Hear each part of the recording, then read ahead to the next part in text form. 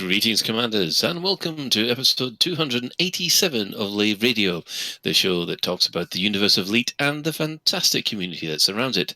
I'm your host, Commander Phoenix Defire, otherwise known as Stephen Ford, Chief Archivist of Lave Station. And joining me in the Orange Sidewinder bar for this episode, we have our Chief Bar Steward, Commander Psycho Cow, otherwise known as Stephen Wolcott. Hello. We have our Head of Health and Safety, Commander Edelweiss, otherwise known as Stephen Moss Woodward. No, I'm Stephen. We also have our Inhuman Resources Director, Commander Shan, otherwise known as Stephen Shan. Hello.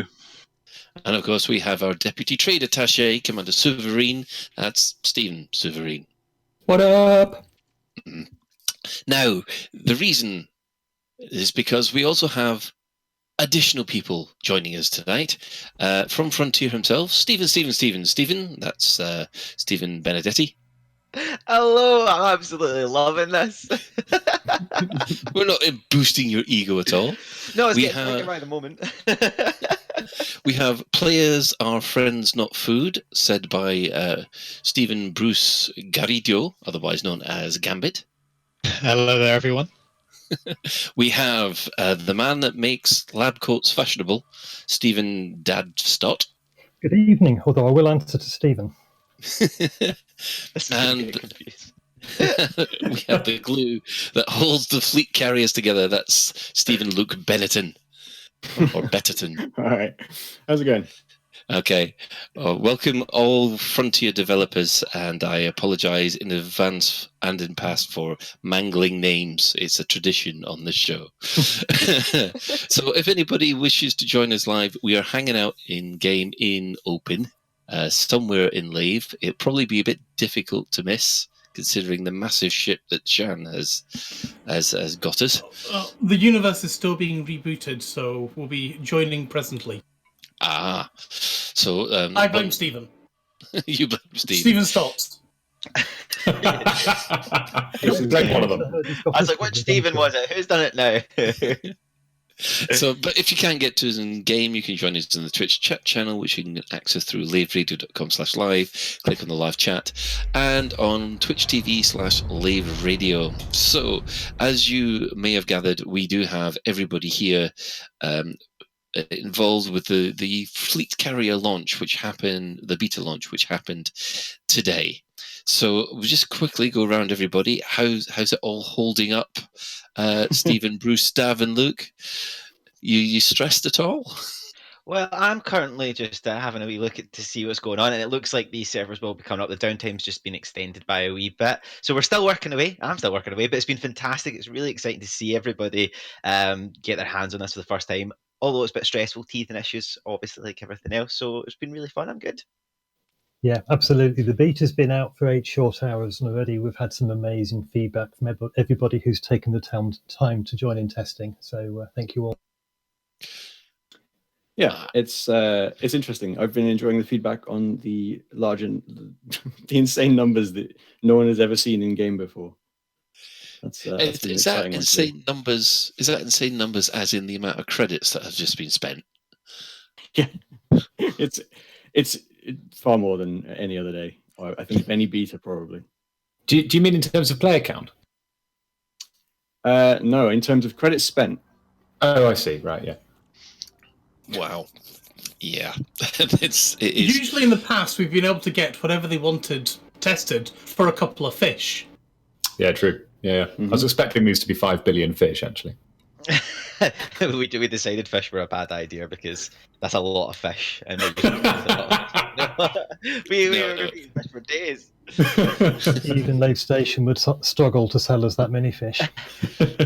No, Stephen just doesn't want to dance again, that's why. Yeah, well, he'd never stop dancing, would he? Listen, I'll never go to dance again after I have that much fish.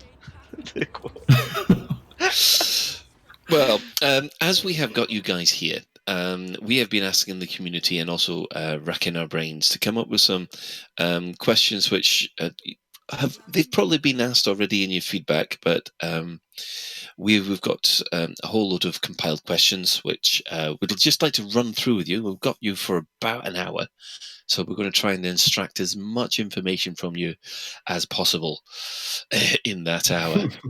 Hopefully not too much. Well, hopefully just, how shall I put this? Clarification. Extracting information. You make it sound like there's going to be a swinging light bulb and a very uncomfortable metal chair. Plain walls. Is that not what everybody's doing just now? The guy who's messaged me and asked me and said you need to get a really uncomfortable chair and swing your light bulb every 5 minutes. Anybody else get the memo? You not got your Imperial Pro Droid to hand then? Yeah.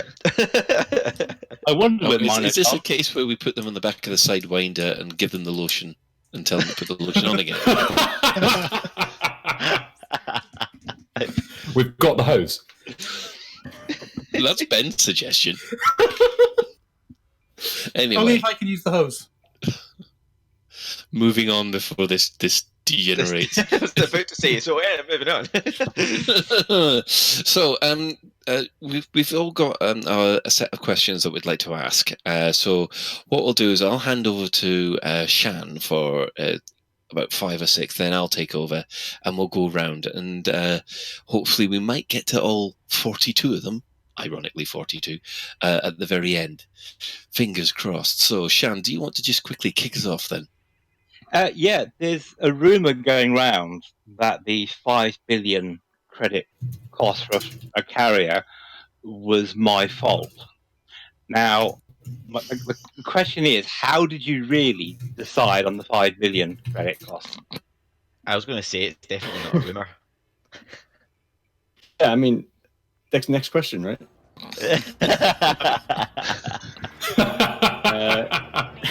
It's going to be a short 5 show. billion, yeah, 5 billion is an interesting number.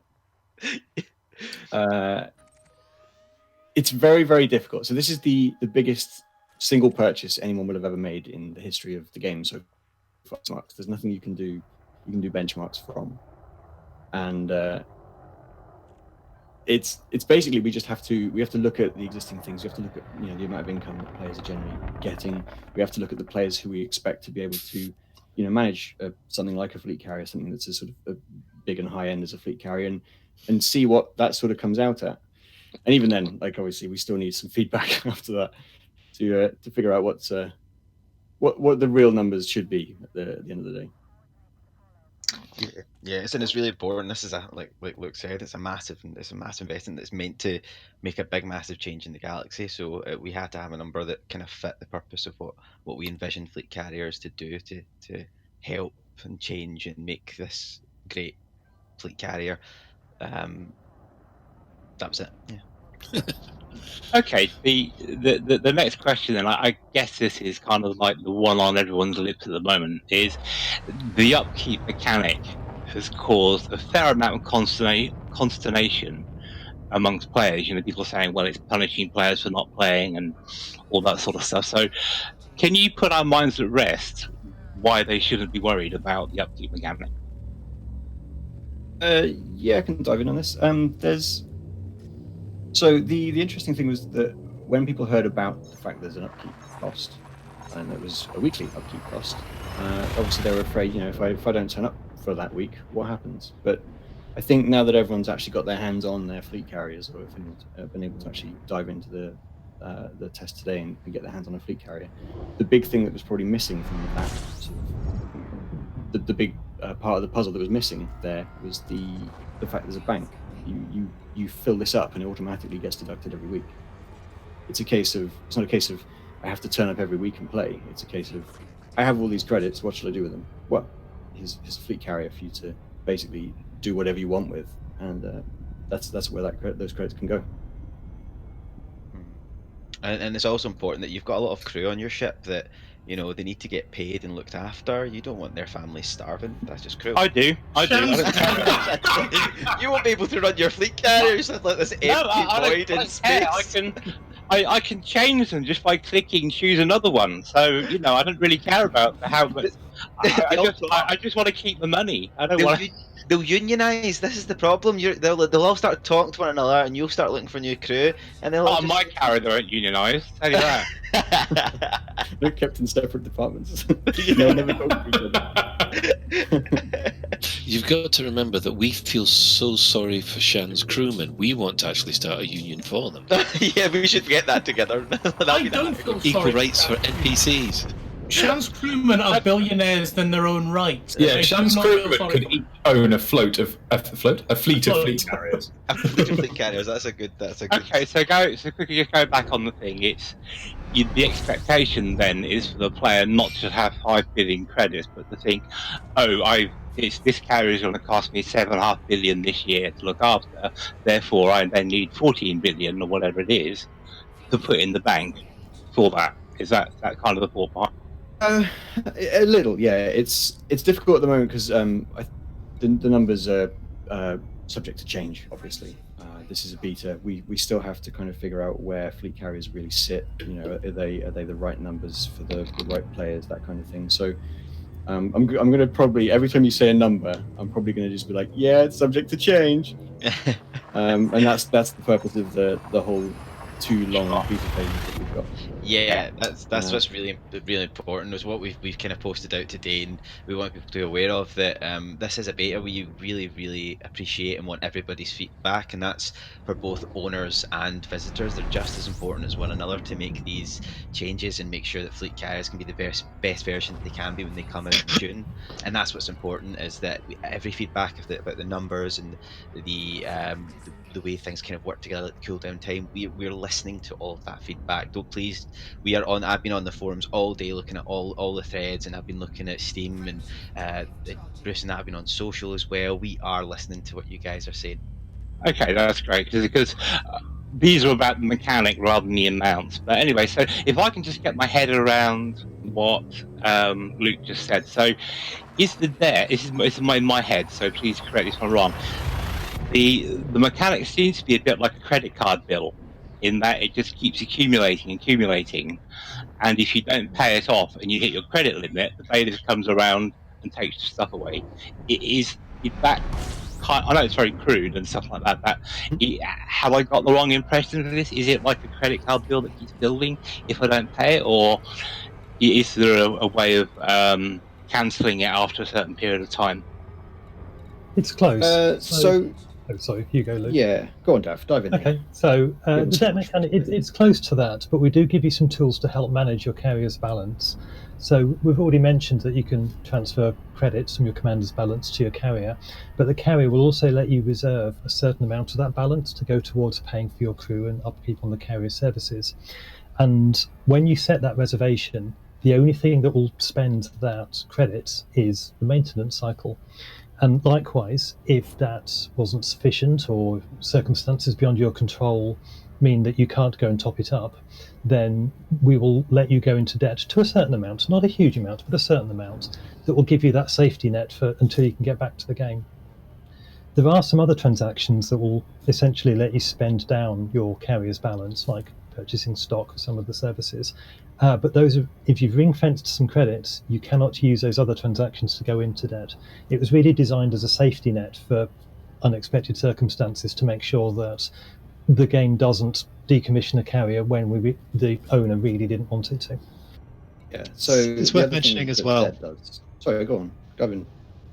I was just going to say, it's worth mentioning that you're also able to deactivate any services you're not using if you know you're going to be away for a period of time, so as to sort of reduce that ongoing cost while you're sort of not present in your carrier. Obviously, it will still be available to other people who are online and around it, but it's very manageable in that sense as well. It's also the case that we don't necessarily expect every owner of a fleet carrier to have all services on at all times, or even just all of them. If you do use the fleet carrier in such a way that you've tailored it to your playstyle, it might not be necessary to have every single feature on the go, so you won't necessarily be racking up the maximum amount of maintenance fees at any given time. Yeah, and the debt thing hooks into that as well. So you can have a service installed. So say you've got outfitting a shipyard because you're loaded and you want to have everything available as much as the time as possible.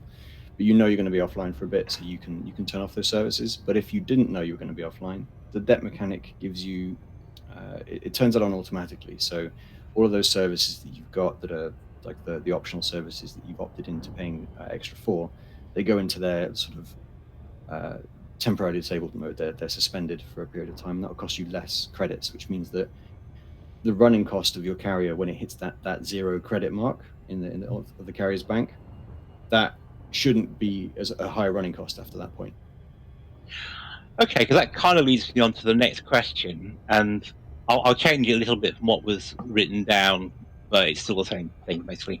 Was I noticed I couldn't restock my carrier unless the carrier was in a system that allowed me to restock, if you see what I mean. So if or even if my ship was in there, so if I was away, I don't know, Beagle Point or something, and my carrier is in a lucrative location, how do I restock my carrier remotely when neither my carrier or my ship is anywhere near anywhere that allows to be restocked? Or am I just doing it wrong?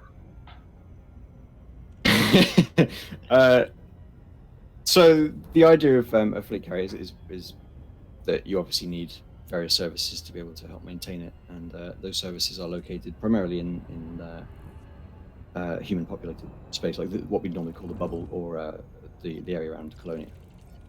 So essentially, if you want to restock any of those sorts of things, you're going to need to get them from someone who supplies it, and those are the locations that supply it. And unfortunately, that's just how the galaxy works. Okay, so that's the factor you need to take into account if you're going on a long trip, then really to make sure that your carrier can get back to somewhere where it can be restocked. And yeah, absolutely. Part of the thing with fleet carriers is that they need experienced pilots. You need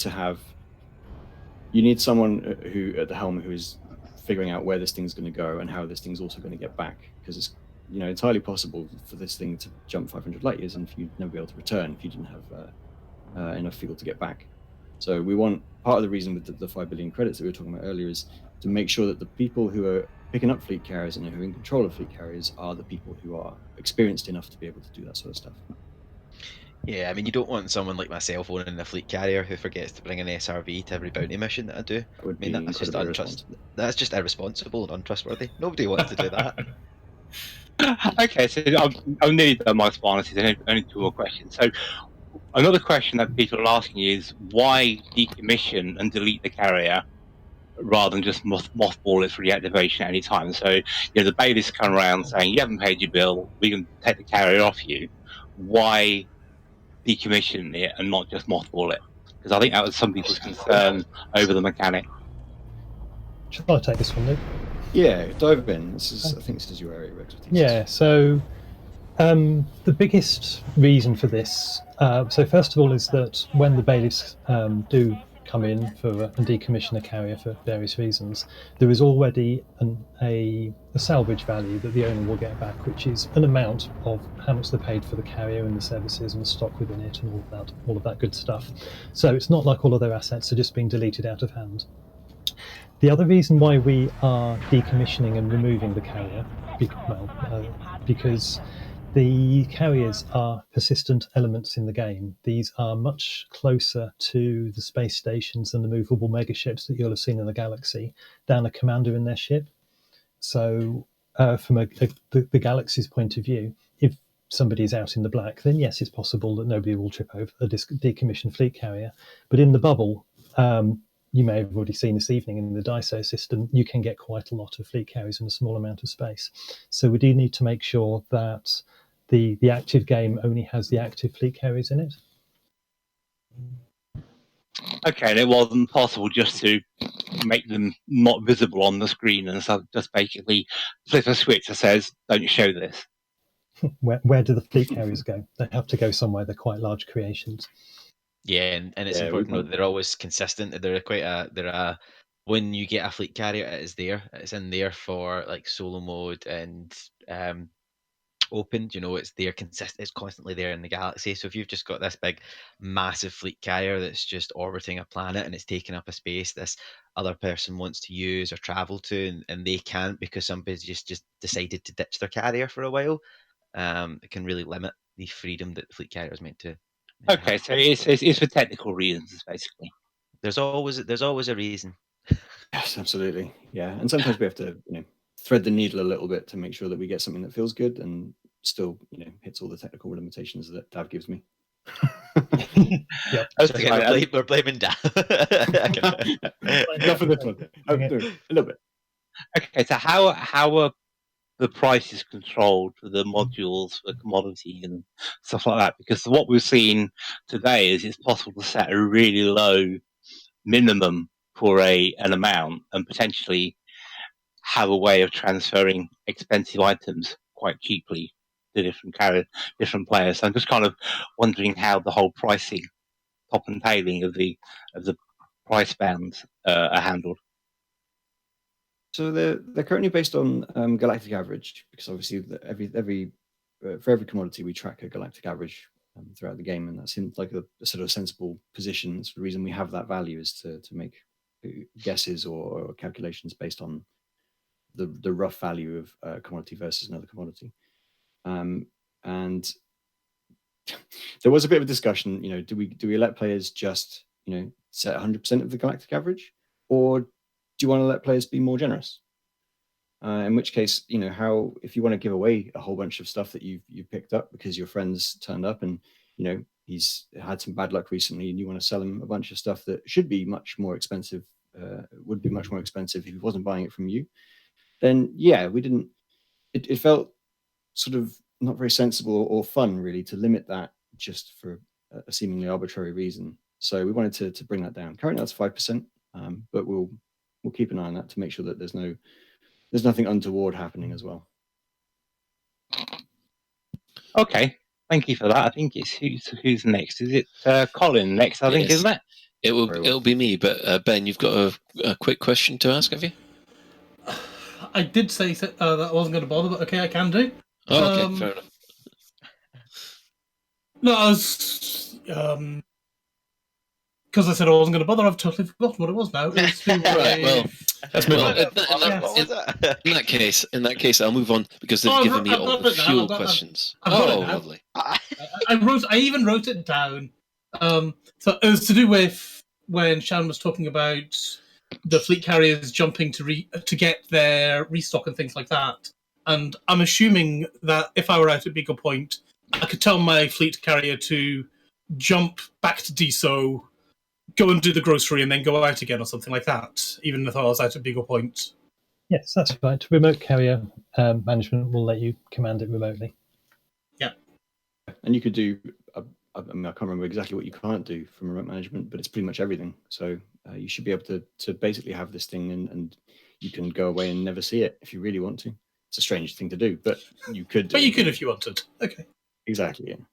Yeah, it's really important that you can do kind of what you want. It's that we want people to take fleet carriers and use them as they would. Like, for instance, you guys could set up a Lave Radio fleet carrier that every time that you're having a show on, everybody could come meet there and have your wacky shenanigans. Or the fuel rats could fill it up with titanium and other fuel commodities and things that they could use for it. It's very much your fleet carrier.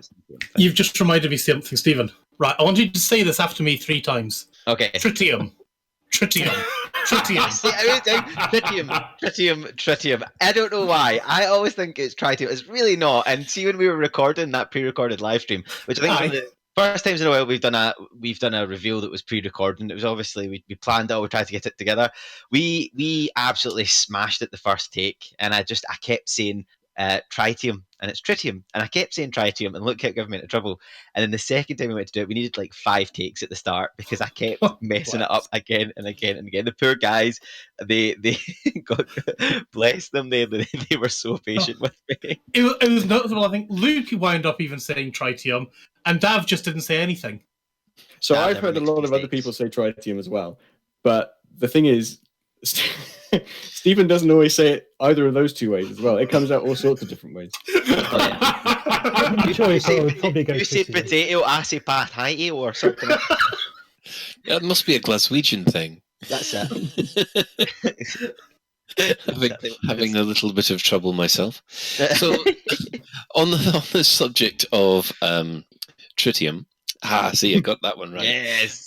Right. How common will it actually be? Because in real life, it's found in cosmic rays, can be made in nuclear reactors. That seems to imply it's everywhere. And I think I caught Malik's stream earlier today. It didn't seem as cheap as I was thinking. No, it's one of the more expensive commodities that you don't find from the core of an asteroid. You don't. So yes, tritium. Sorry, I'll correct it for you guys. Tritium. I'm saying nothing. I might be saying it right, and you guys are all saying it wrong. Tritium is normally found from radiation hitting hydrogen. Mhm. That's sort of where it naturally occurs. So obviously, solar radiation is a good source of that. Anytime it hits a loose hydrogen atom, that sort of thing, you'll find it there. But you find it in extremely small quantities, and finding it in extremely small quantities pretty much everywhere didn't really sound very fun. So we came up with some sci-fi to help you locate this in a little bit more higher quantity.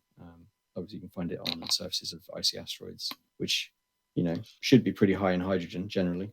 Mm. And they're likely places that you're going to see solar radiation hitting it as well.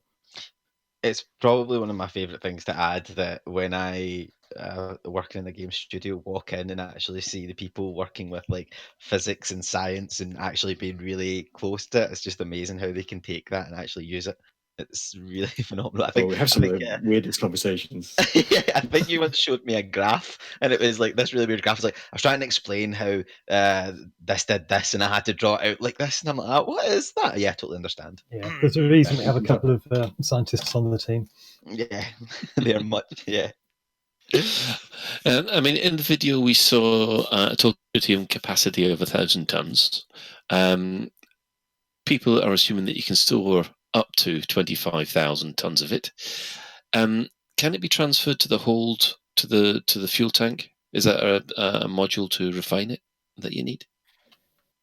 So not at the moment. At the moment, you take the commodity and you donate it directly to the tritium depot, which is the Right. service that we've got for the person who manages the entering of tritium into the actual fuel tank of the carrier.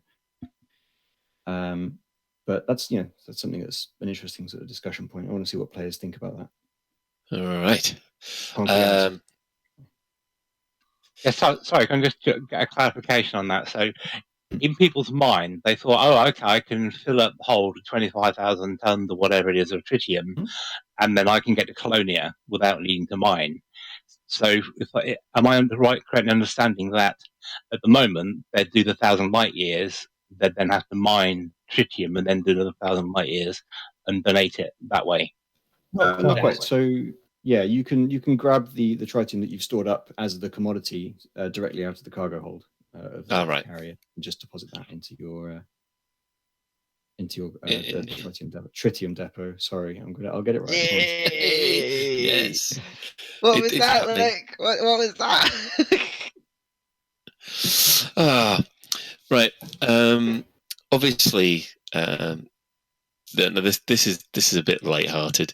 I mean, how will the carriers be refueled if they're out of fuel in deep space? In other words, how many fuel rats will be needed to refuel a carrier?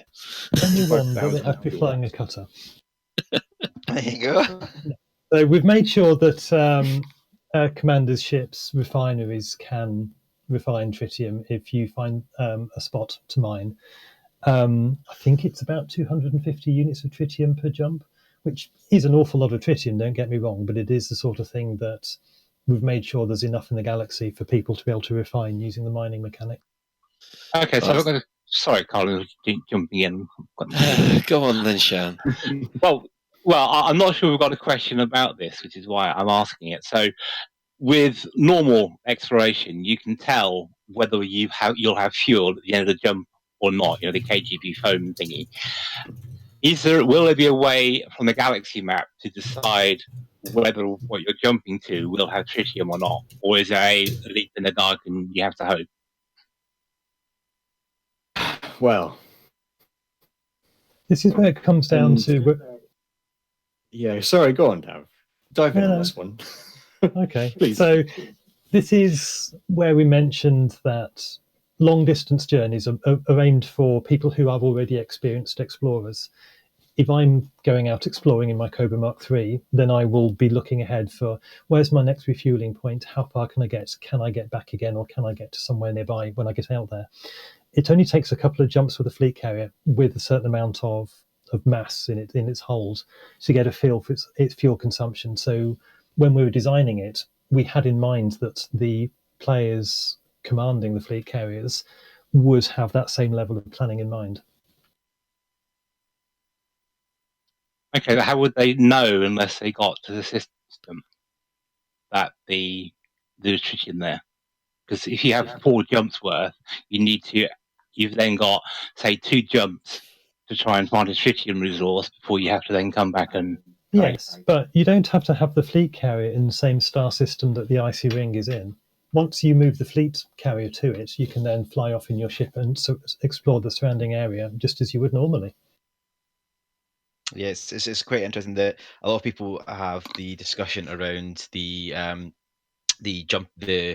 fleet carrier going somewhere, but it's an extra tool to your arsenal. That's the really interesting thing, is that you've not just got your fleet carrier, you've now got your ship as well, and this big tool to use in addition to your fleet carrier. So you can still do all the same things that you'd normally do, but you can also use the fleet carrier obviously to get that wee bit further, or get extra armor, extra ammunition and things like that.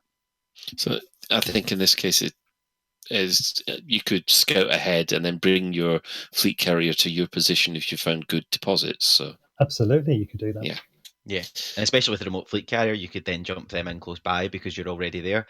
You go, we've got a gold mine here, or a tritium mine.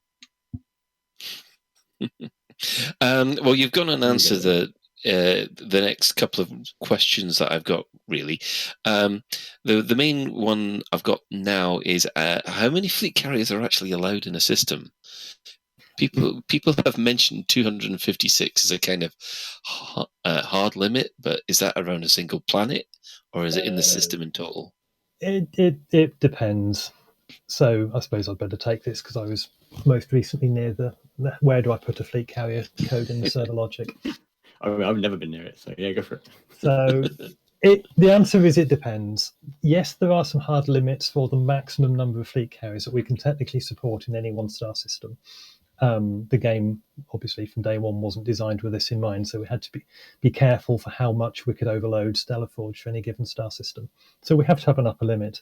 But also, as a few players will have already pointed out on the issue tracker, we have to be a little bit careful about exactly where around a planet body we put a fleet carrier. Fleet carriers take up space. They have a scene that is several hundred kilometers wide, and we need to make sure that fleet carriers have enough space for them to safely exist. And not all planets are the same size, or some orbit systems are more complicated than others. So, in fact, whilst I'm talking about it, this is one of those pieces of feedback that we're really valuing from the beta. We have obviously spent a lot of time designing and testing for exactly how we're trying to maximize the number of fleet carriers that we can fit into a smaller space as possible.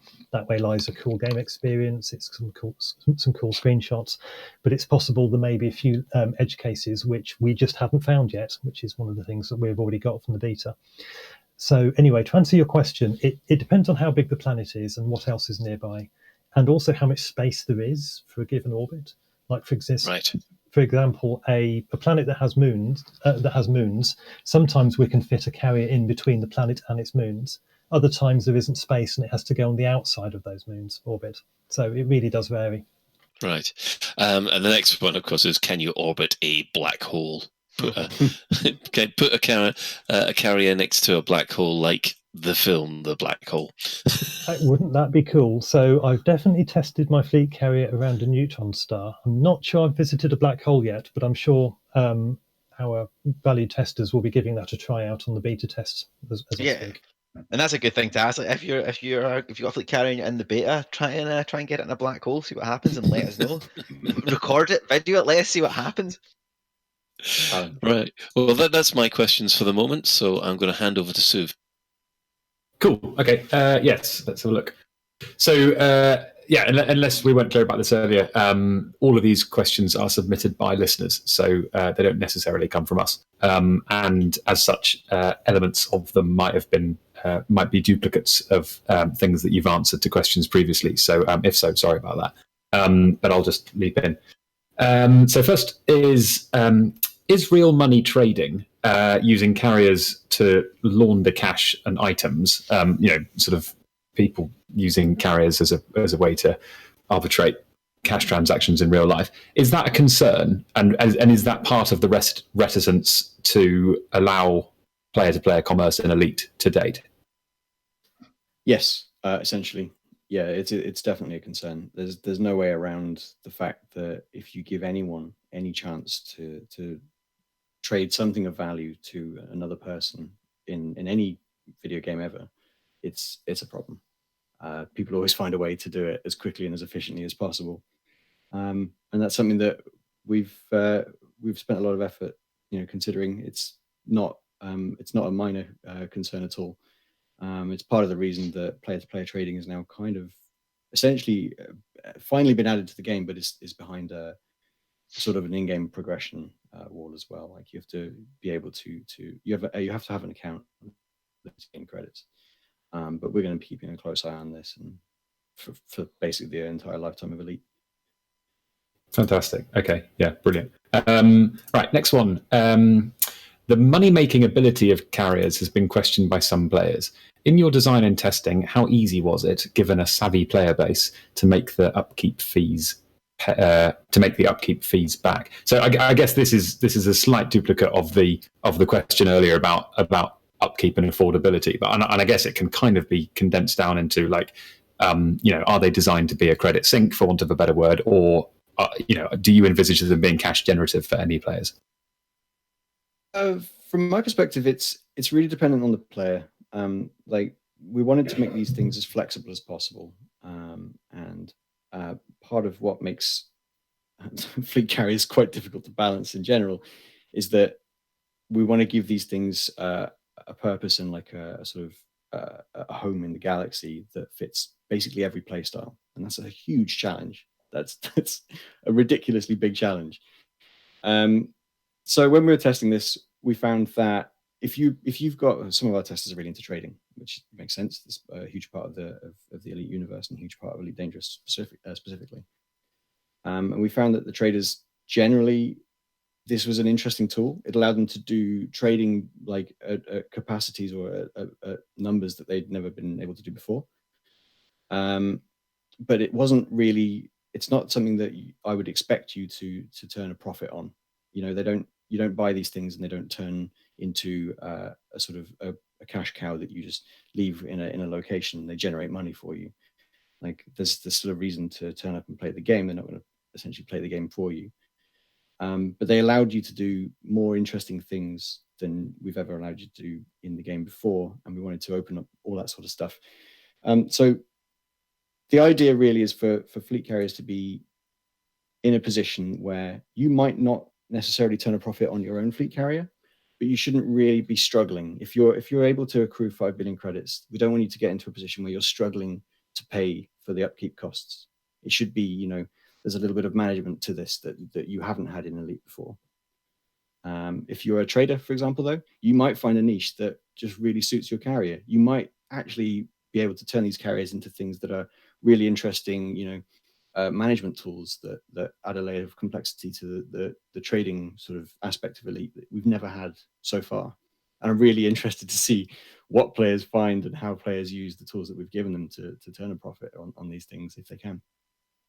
Cool. Okay, perfect. Yeah, I've some friends of mine who, the friends who are eligible to buy them have been exchanging ideas for how they're going to make them pay or what they're going to be organising with them. And it's been super cool hearing the ideas, actually. Cool. Okay, so next one. Sorry. Yeah. Why? This will be Stephen will groan at this one slightly, I'm sure, from his day on the forums. Why is there? Can you explain the decision behind not including a universal cartographics on the carrier when so much of the other features are essentially station services that you've ported over? No, I'm joking. I'm not groaning. I was just waiting for the moment to groan. It's a tricky one. There's always there's a cost with developing everything, right? So, sorry, David, did you want to? Yeah, well, you were about to start making the same point I was, that there is a cost for developing everything, and one of the reasons that we wanted to release fleet carriers as quickly as we could for feedback is just to see what players' feedback was going to be. And I would say that we hear loud and clear that you wanted some way of engaging more directly with exploration rather than it being a indirect support to aid in exploration. I would say we definitely have nothing to announce today, or no plans to talk about, but we definitely hear the feedback that players are very much interested in a more direct exploration experience. Cool. I think that's Anything you want to add to that, Luke? That's pretty much what I would say word for word. It's definitely like the feedback thing is a constant. Like, please keep talking to us. Please keep saying what you like, what you don't like, what you think we could try and add. Yeah. What are you trying to do with carriers? What tools would you like to help with your carriers to help you do those things? Ooh, that's exciting. Thinking caps on, right? Okay. Promising nothing, of course. Yeah, absolutely. Even if you think it should be tritium or tetrium, whatever you want, you can have you can start a poll about that, and we'll listen to your feedback. That's exactly what that whole thing is. Surely we should go with the scientific definition of what that is. And don't call me Shirley. Yeah, who says we should do that? Okay, second part of the same question. Why not include the ability to set up a material trader? Does that come under the response you just given? Yeah, I would say so. Yeah, okay, cool. All right, so there you go, listeners. If you desperately want a material trader, hop onto the forums and politely and respectfully let the devs know. Also, why? What have you got in mind to do with a mobile material trader that you can't do with the existing ones? Yeah, if there's a specific use case that you're thinking of, then maybe there's a better way that we can go about it. That Well, for example, I could unlock park the doors for it. it. Well, for example, I could park it outside an engineer's base with a materials trader, put a slight premium on materials, and save people scooting around the galaxy trying to find materials traders. That's the sort of use I would. No, you wouldn't put a slight premium on it, Sean. You would definitely put like a high premium on that. I can imagine this. Cool. Okay. Right. So ship limits on the carrier. The question is verbatim, can more than 16 ships be docked at a carrier at one time? What happens if a player quits the game while still docked at someone else's carrier? So I guess like a slightly broader kind of, what are the player limits on carriers? And if they're all docked, are they indefinite? All that sort of thing. There aren't any. So yes, as many. If you think of them like the same way as you would a starport, as many people can dock at a starport as there are people to dock at that starport. Yeah. Okay. I mean, I actually don't know how that works. Presumably, when players dock at a starport, when they enter the hangar, do they effectively disappear and then let somebody else take the pad, or is the pad?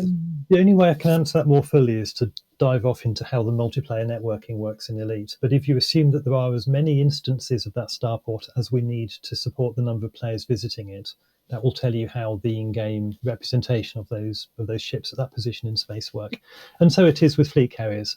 If the one instance of a fleet carrier has got the maximum number of players in it and somebody else wishes to visit, they would automatically start up a new instance of that fleet carrier. And then you could all dock at it like you would at the moment. Then, if you log out whilst docked at somebody else's carrier, somebody else is free to move that carrier as they see fit. Move it around, change the services available, that sort of thing. Brilliant. Yeah, okay, perfect. Cool, okay. Can an owner see who has docked what ship on their carrier and evict them if desired? So, real quickly, I've just adjusted my microphone. How's that sounding? Much better, very clear. I think it's a tough question anyway. I've dived in for no reason. I just wanted to be a part I've got nothing to say. I want to say it really clearly. So, no, not present. We don't. Because one of the biggest reasons for that is one of control. If you've got as many commanders as you might imagine docking at a carrier, how would you select each individual one? Why would you want to evict them?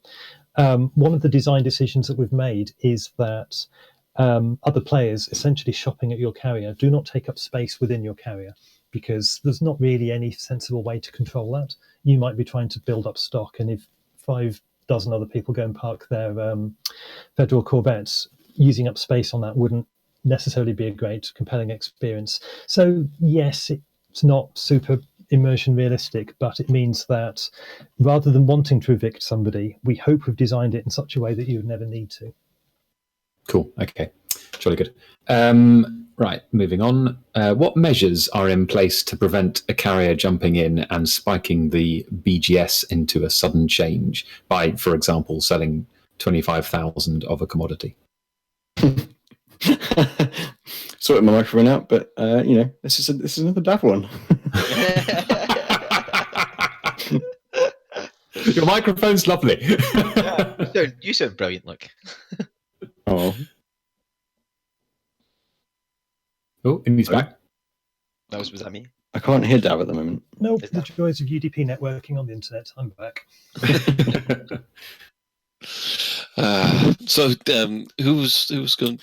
It was We're going to try that one a question again. Sure, yeah. The question was, verbatim, it's what measures are in place to prevent a carrier jumping in and spiking the BGS into a sudden change by, for example, Yes, selling I can 25,000 back online for that question.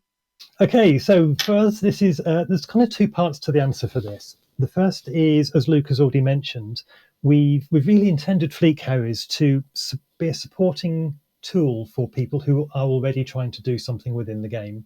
So if, for example, somebody wishes to buy 25,000 units of a single commodity, transfer it to another star system and then sell it, that seems like a very, very strong use for commodity trading in a fleet carrier to me. So that's kind of almost a by design mechanic for supporting the action that a player wants to do that is already an in-game action. Yeah. The faction simulation itself already has, let's use the phrase, diminishing returns for excessively strong actions. And I've talked about this on other live streams already. So if 25,000 players all try and do a thing, then that's a really, really strong action for that thing. And whilst the faction simulation will do its best to respect that, if somebody else is trying to do an even stronger action, then we will diminish those returns based on certain design instincts. So it's not that dissimilar to doing shuttle runs in a Type 9. It wouldn't take that many runs in a Type 9 to move 25,000 units of a commodity. So doing the same thing in a single jump with a carrier is more or less the same thing. It's not that uncommon. Yeah. Okay. Cool. Perfect. And final one from me, and this is genuinely from me. I was docking at one earlier, and I didn't notice any spinning bits. So presumably, there's no sort of gravity. But in the hangar bays, there are boxes stacked up. When I told my mates this, they were like, "Oh, you're such a twat." But I'll ask it regardless. Do carriers have you just introduced artificial gravity? Are there magnets on the bottom of the boxes? Like what was the design thinking behind that? It's not a design one. It's an art one. That one. I assumed that the artists had just used Velcro. That answer tells me everything I need to know. Cool. Brilliant. Thanks very much. I think I'm probably moving on to Ben now, aren't I? Yeah. I'll just point out, guys, that we've got about 10 minutes. So, Ben, if we can speed it up and see if we can get, because we're only through 20 out of 42. So, we can lock the doors. I did discuss with the guys. I said that if they didn't mind that you kept calling them Stephen, we wouldn't mind sticking around for a wee bit longer just to help you out with some questions, because it's really important for us to, obviously the community has got a lot of questions, and we want to make sure that we address them, and make sure that we're here to show to have an open communication with you guys and everybody here as well. So we're happy to stay on for a wee bit longer to help and try and get through as many questions as we can. That's kind. We'll try and whittle out any duplicates to respect your time, because equally we know that you've been doing the rounds on live streams and on streams and stuff quite a lot this week, so you must be getting quite This tired. is day one of a long period of time, I think. What's been day one? It's been like the past 3 weeks. I don't know that. He hasn't been to sleep. And Right. how much? In the name of getting on with it, Yes. are there going to be any squadron functionalities potentially being added in? And I think I know the answer to this. It's going to be, please ask on the forums. For example, guild banks the ability for a squadron maybe to donate to Shan's carrier and things like that. I suspect the answer to that is ask on the forums.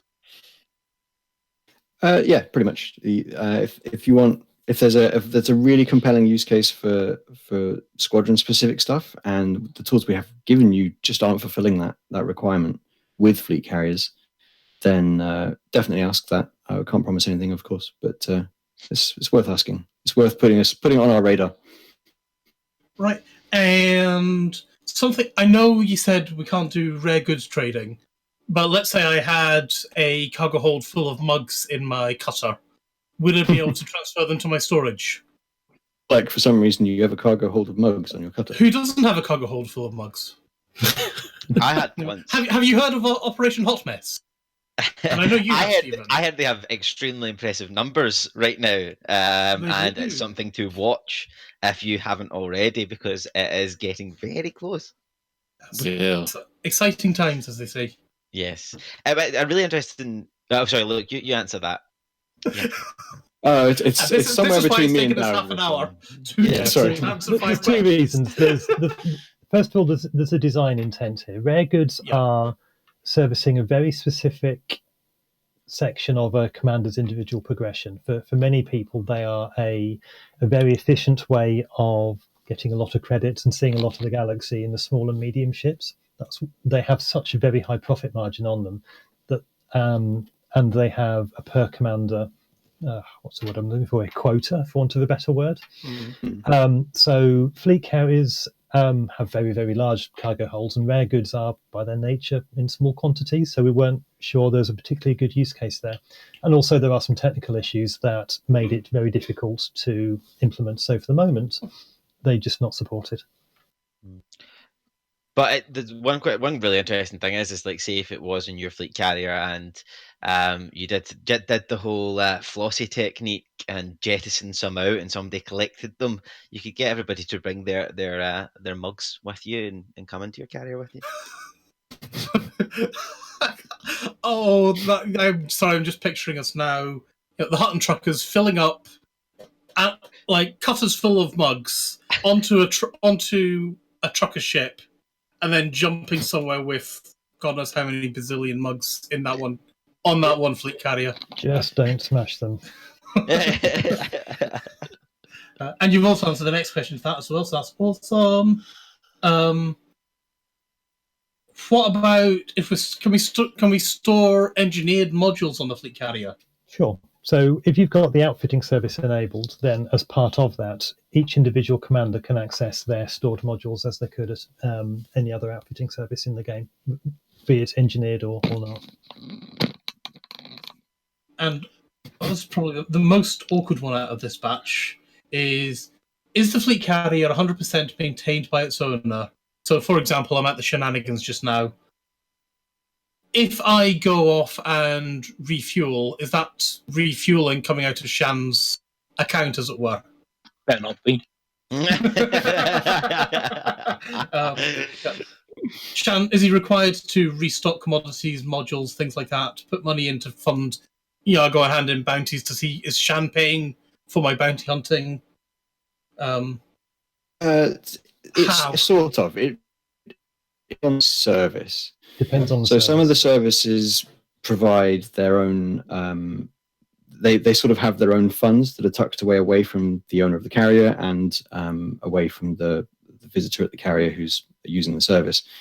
But essentially, as the fleet carrier owner, you're sort of you're taking a cut of all of their potential profits. The person who's providing the service. So the main one for this is voucher redemption. So I think the current values are you get 15% as the carrier owner of anything that's handed in via voucher redemption on your service, and then 15% is the cut that the service takes.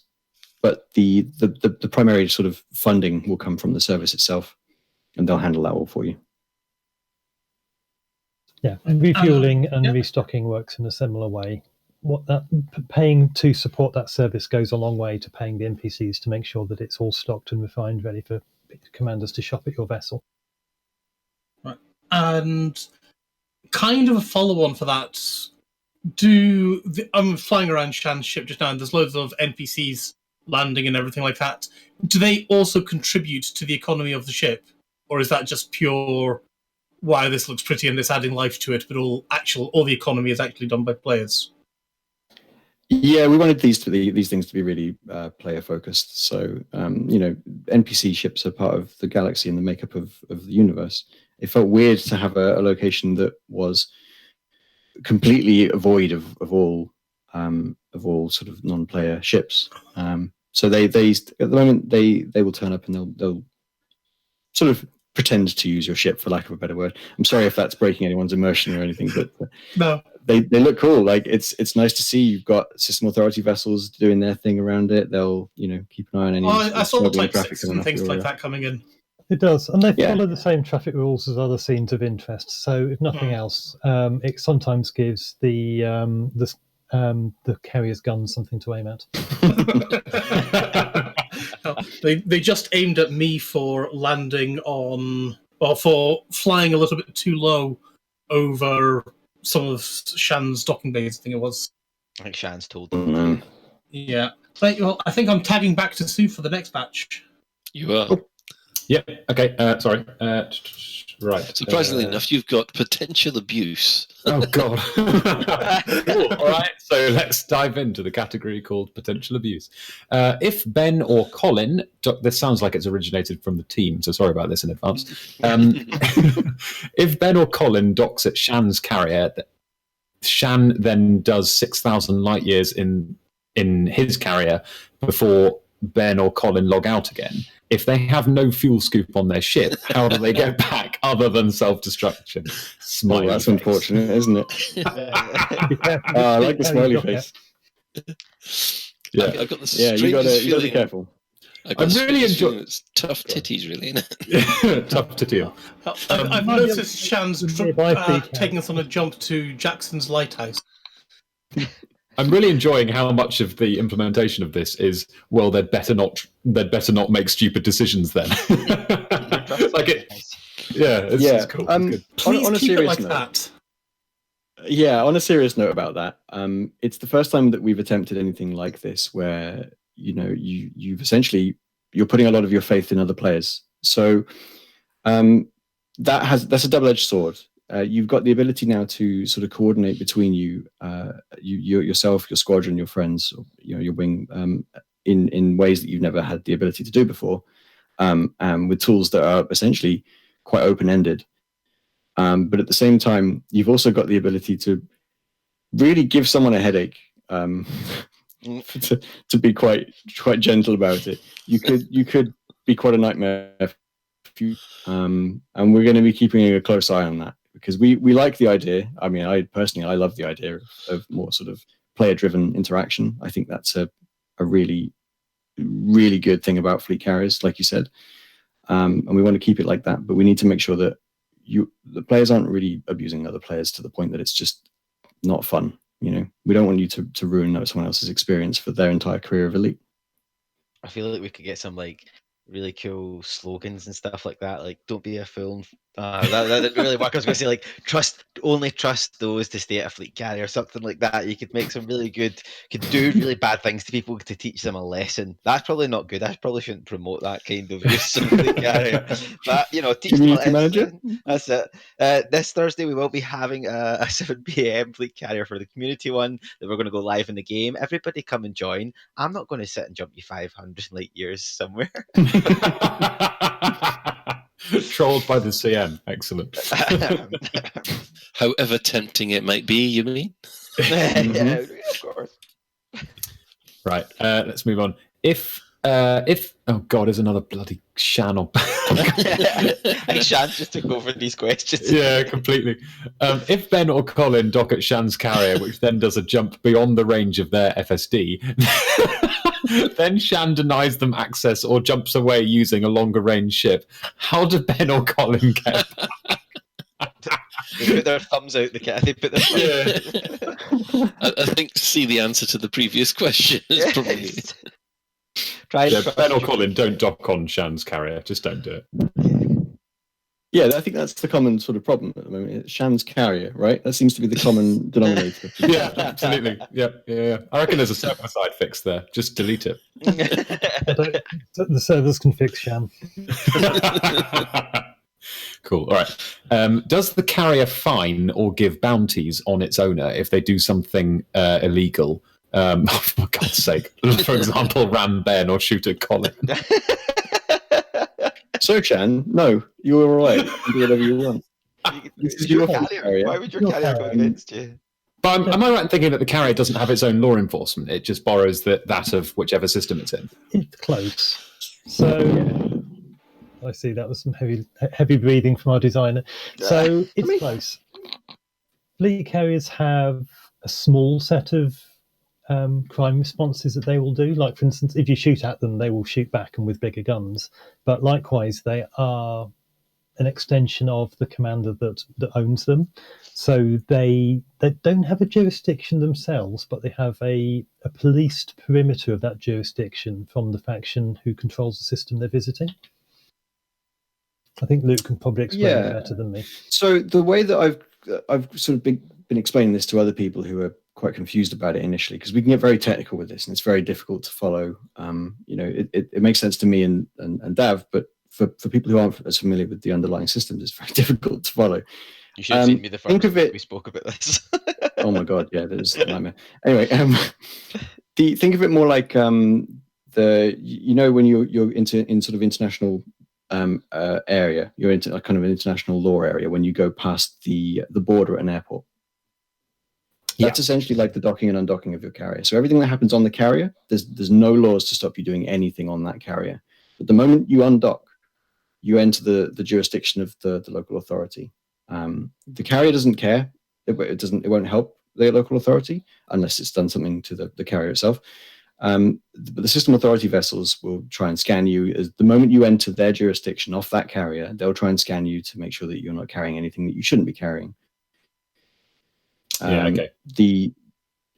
that you can kind of figure it out from that sort of that comparison. I think most of it after that point is quite intuitive. It's like it operates a bit like an embassy then. Yes, pretty much. Yeah. Cool. Okay. Yeah, the moment you leave that door. Fair game. Yeah. Okay. From Carl Wilshire, if you, as the owner, disabled the fleet carrier services on a Wednesday night before the server tick, would you pay the higher or lower maintenance fee for that week, or would it be proportional to the days the service was enabled? You can have a go. Is that dev for we don't know? No, we do. It's therefore I would like you to try it. Right, okay. I want you to see if you can break it, but I'm pretty certain that we wrote the code so that you pay exactly what you use. Cool. So okay. there's a test case there for people. Absolutely. Yes. Well, I've got a couple of quick power play questions. They're going to be very, very quick. Would it be possible to set the carrier access to a power play power? Pilots of the same power play power. So the short answer at the moment is no, not at present. Right, not at present. Also, I take it that is one of the things people would like. You'd like feedback on that on the forum. Oh, yes, please. That's exactly what I was going to say. Yeah. And for us, power plays is very much a directed PvP experience. It's very much direct interaction with players. So we're curious to see how people could use fleet carriers to support that particular set of gameplay. Yeah. The other question is, of course, can power play vouchers, the bounties that you get for interfering in other powers, can that be handed in at a carrier? Again, no. And for not only just because we didn't think there was a compelling case for it when we were designing it, but also there are technical curiosities about that. Which contact would that be representing? My goodness, representing, and what action would that be taking?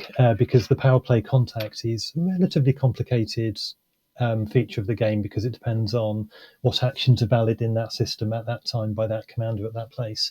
So quite how that would be represented for a fleet carrier again is something we'd be interested to hear answers about.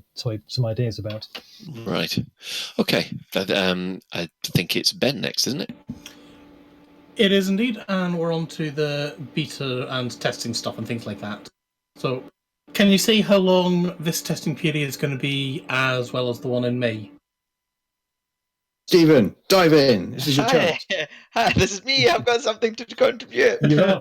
So as we stated on the forums, the beta will be on until the 20th of April, and then obviously we're going to take a wee bit.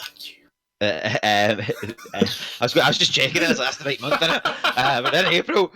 So from that, obviously, we'll be there to the 20th of April, and that will be beta 1, and that will be obviously for PC only.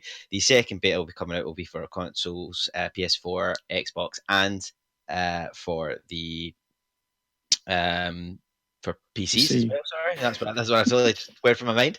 And we've not got a designated date of set up yet, but obviously we're going to have a wee bit of time between just to make sure that we can get all that feedback, make some changes, make some updates for the next beta, for which will be beta 2, and then obviously we'll be releasing Fleet Carriers in June. So hopefully it'll be a couple of weeks after, and again we're hoping to give about 2 weeks roughly, but as soon as we get the exact dates, we'll let you know. We'll scream it from the rooftops. Well, I can't do that in the house, and the company won't let me. I feel like I'm really feeling this rooftop thing. We've got internet rooftops. Do you have a handy church tower you can climb up or something? No, I don't. And the problem is, I live in a barns, like in a barn conversion thing, so I'm scared to go up on the roof because, like, I don't know what I'm going to find. But exactly, that's every time I say it, I'm like, you born in a barn? I don't have any doors down here anyway. The other thing about the duration of the betas is that is something that we're quite happy with. Like internally, it's not just a case of showing them off. Like this is really, really heavily focused on getting feedback, and we're going to get a lot of it, and we know we're going to get a lot of it because it's aimed at the very top end of our players. So we're going to get really good feedback. We're going to get a lot of it, and we're going to get a lot of time to process that and see what we can do with it. Yeah, and I think you vaguely answered the next part is, do you think there's going to be enough time for significant changes between the betas and release? Or depends on your definition of significant. For certain definitions of... Well, let's say for sake of argument, you guys decide, let's go off and add power play function. No, maybe power play might be awkward, but let's add exploration. Let's add exploration. If you decided today, let's add exploration, do you think that would be enough time to have it in for June? Honestly, it's impossible to tell you. I would love to say exactly what we could do and we can't do, but with everything that we try, with anything in any game development, there's a lot of to and fro. Exactly, yeah. There's a lot of back and forth, right? You've got to go and investigate with the various departments. You've got to make sure that all of the things can talk to each other and all that sort of stuff. It's a long. I wish it was a shorter process, but it isn't. It is a difficult job. And whilst you have got Luke, Stephen, and Bruce and I talking about it, there is a large group of very talented developers behind us who I'm sure would question our every decision if we were to announce a new feature tonight. That they said, "Oh, but if only they'd known this, we couldn't possibly deliver it."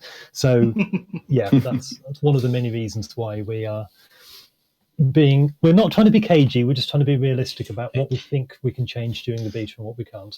But give us all the feedback, give us all of the options, and then we promise we'll consider it. Yeah.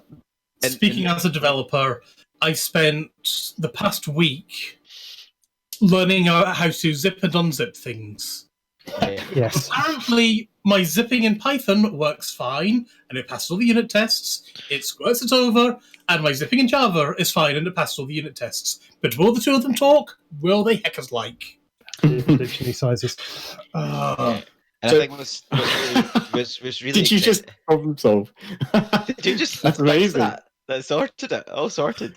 I think it's really important to remember as well is that Elite Dangerous is not going to be. We're not doing these 2 betas and then never taking any feedback after them. We constantly. This game's been, for 5 years now. We're continuing on with the game. We've got the new era coming towards the end of the year. We're going to announce that as we've stated publicly already. Anyway, this is not the end for Fleet Carriers. So, Stephen, tell us about the new era. Redacted. No, I can't. I will tell you at the end of the year. That's the exciting thing. Towards the end of the year, like, we don't want to give you the all joy straight away. I mean, you need to build up that. I'm joking. So the important thing is that from that is that when these things things are done, there's so many things that I'm sure that Luke has wanted to do with fleet carriers and Dav's wanted to do with fleet carriers, but it's really important is that it's an iterative process. It's a process of bringing people together to try and figure out what's best, and especially for a game like Elite Dangerous, which is so vast and massive. I don't know why I said that twice there. But that's how massive it is. But it's that idea that, once we get to, sorry, I was reading the chat there and I've just got Orange Spark going, Stephen, please, you can trust this stream's secret. And I just totally lost. Nobody listens to it. Don't worry. So it's really important that once the betas are done, obviously we'll do what we can to fix any issues and make any changes and developments. But we're always happy to get feedback, and we're always happy to get the players to communicate with us what their thoughts and feelings are. And I think one of the things that we actually left out the patch notes and totally forgot about was the CQC queuing. Thank you. Yeah, you're very welcome. And that's one of the things, like, we all want to make this game the best it can be. Sometimes it takes a bit of time. Game development's really tricky to add stuff and take stuff away. So it's really important that we try and add what we can and when we can. Yep. Sorry, we derailed that a little bit. Yeah. I went on a wee rant. This was going to lead in nicely to the next question, but as all of us have been doing a bit of theory crafting ourselves and things like that, and I think my ultimate decision was, oh my god, Luke has got a hard job. So thank you, Luke. We appreciate you. Are you saying that? It's not just me as well. He has to work with me. Yes. All designers in general have a hard job. Everyone's does. Especially with fleet carriers as well. It's like we've been talking about fleet carriers for some time, so there's been a lot of chances for people to sit and think about what they would prefer their fleet carrier to be able to do, and that's just very difficult to make everyone happy. But we're going to do our best. So I was going to say, could you explain any of your job basically about the iterative design processes behind fleet carriers? Oh my god! Every time when someone asks me what do I do at work, I really struggle. I spend every day being incredibly busy, and at the end of the day, I can't really tell you what I've done. There's a lot of talking, a lot of back and forth between different people, different departments, figuring out how things feel, talking to the appropriate people to make sure they do feel good, to make sure they're in the right area, make sure that these numbers are sort of lining up, and obviously still got some time to do some number tweaking, I think, in this beta at the moment. But yeah, I very, very always struggle to tell you exactly what my job is, really. From our point of view as developers, it's here's a spreadsheet full of numbers. These are the technical limitations. Now go and make it fun, please. Oh, yes. You want 17% more fun. It's very difficult. Yeah, down to percentages. So basically, by spreadsheets, we start with E. Moving on. Where is Colin going to go with this? No. Right. I think, Shan, you've got a couple of gameplay questions. Yeah, just a couple of quick ones, really. So, what additional gameplay do you guys hope carriers will bring to the game? And there's a couple of examples that were cited of the Galactic Mapping Project. They plan to spread carriers throughout the galaxy to act as sort of hubs. And the other one is that some people are thinking about using the player-based economy to let them act as mercenaries and then get paid for their services. So when you were designing these things, what sort of additional stuff do you have in mind that players could get up to, other than stranding Ben and Colin on the other side of the universe? That was the main one. Oh, it's so nice to be thought of in such a way. The Galactic Mapping Project, that sounds really interesting, and that's one of those things that, I mean, there are so many different ways that you could have potentially used the tools, and the Galactic Mapping Project sounds like an incredible way that, I mean, in my wildest dreams, I would have thought people might do this, and it turns out they are. It's been one day of beta, and that's already the plan. Like, that's really, really cool. In terms of what we wanted to deliver, fleet carriers are basically a tool. It's a tool for players who've essentially mastered the rest of the game to grab and just basically run off with into the galaxy and kind of play with it as the sandbox that it really is. What can you do? What can you do with other players? how can you, like one of your examples here is acting as mercenaries to get paid for their services. Like at this point, as a fleet carrier owner, you could reasonably use that to pay people to do things that you would otherwise never have the option to pay them to do, be it pleasant things or unpleasant things. The options here for actual sort of player-to-player interaction are enormous, and just generally playing around more in the galaxy that we've created is the main goal of fleet carriers. If I had to choose only one Also, they want to feel cool. Like I want to feel really cool. Yeah. If I had to choose only one thing that one way of amplifying a gameplay mechanic, I'm really loving what people are coming up with the player-driven black market and smuggling mechanics. You can have some real. I think some players are having some really good fun with that. Personally, I'd love to see player-run pirate bases. Yeah, I mean that would be really cool. We'll see if we can get them to a state where that seems reasonable. Okay, and the last one of my questions before we move on to the Collins is, so how does this update enhance the play for those who are not able or aren't interested in purchasing a carrier? So what does it add to the 99.99% of the galaxy? Those who are not Shan. So the example from the previous question is a really good one here. If you are not someone who could afford a fleet carrier, for example, if you're the aforementioned mercenary, I imagine as a fleet carrier owner, you would like to pay those sorts of people to do various nefarious deeds for you, or to go and smuggle XYZ from your carrier to the nearby starport in order to overthrow the government who's in control there. Like, and those are all the sorts of things that I'm really hoping that we can add to the game. Fleet carriers are not just for the people who own them, even though there is some very fancy stuff, and that's sort of sensible. If you've accrued 5 billion credits and the additional credits required to maintain a carrier, then you should probably have something as a reward for that, and that's the fleet carrier sort of management aspect. That's an additional layer to the game. But for everyone else, these are hubs where you can go that get additional gameplay loops that we've not even been able to think of yet are suddenly available to you, and they're all player driven. Okay, over to Colin, I think. Okay, well, we're on the final stretch. You'll be pleased to hear. And I've just got some quick miscellaneous questions that we can just take off quite quickly. So if it's just a quick yes or no answer, just feel free to say so. We got in the future, is there some way for the support ships which are taken from previous videos, will they make an appearance, even just as sort of window dressing? Support ships, I don't think at the moment we've got any plans to bring them back, unfortunately. I'd love to give you a nicer answer. But what we did instead of the support ships, I think, is overall has been an improvement. But there isn't any plans to bring them back at this time. Okay. Is the Drake carrier, the Drake model of carrier, is that the only one, or is there an Imperial version, an Alliance version, a Federation version of it? There are different models, but we'll go into the livery options probably a little bit later on. Aha! Right. Can this sounds like a Shan question?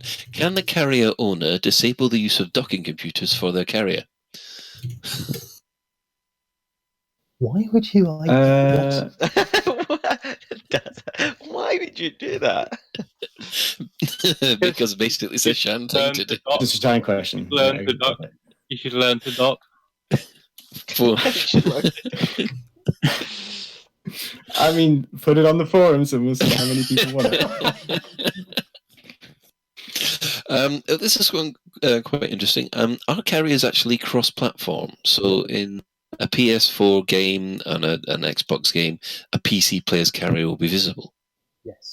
Yes, they are. As Stephen was saying earlier, they are permanent fixtures in the game, and it doesn't matter what galaxy you're part of or what version of the galaxy you're part of. It's the same galaxy.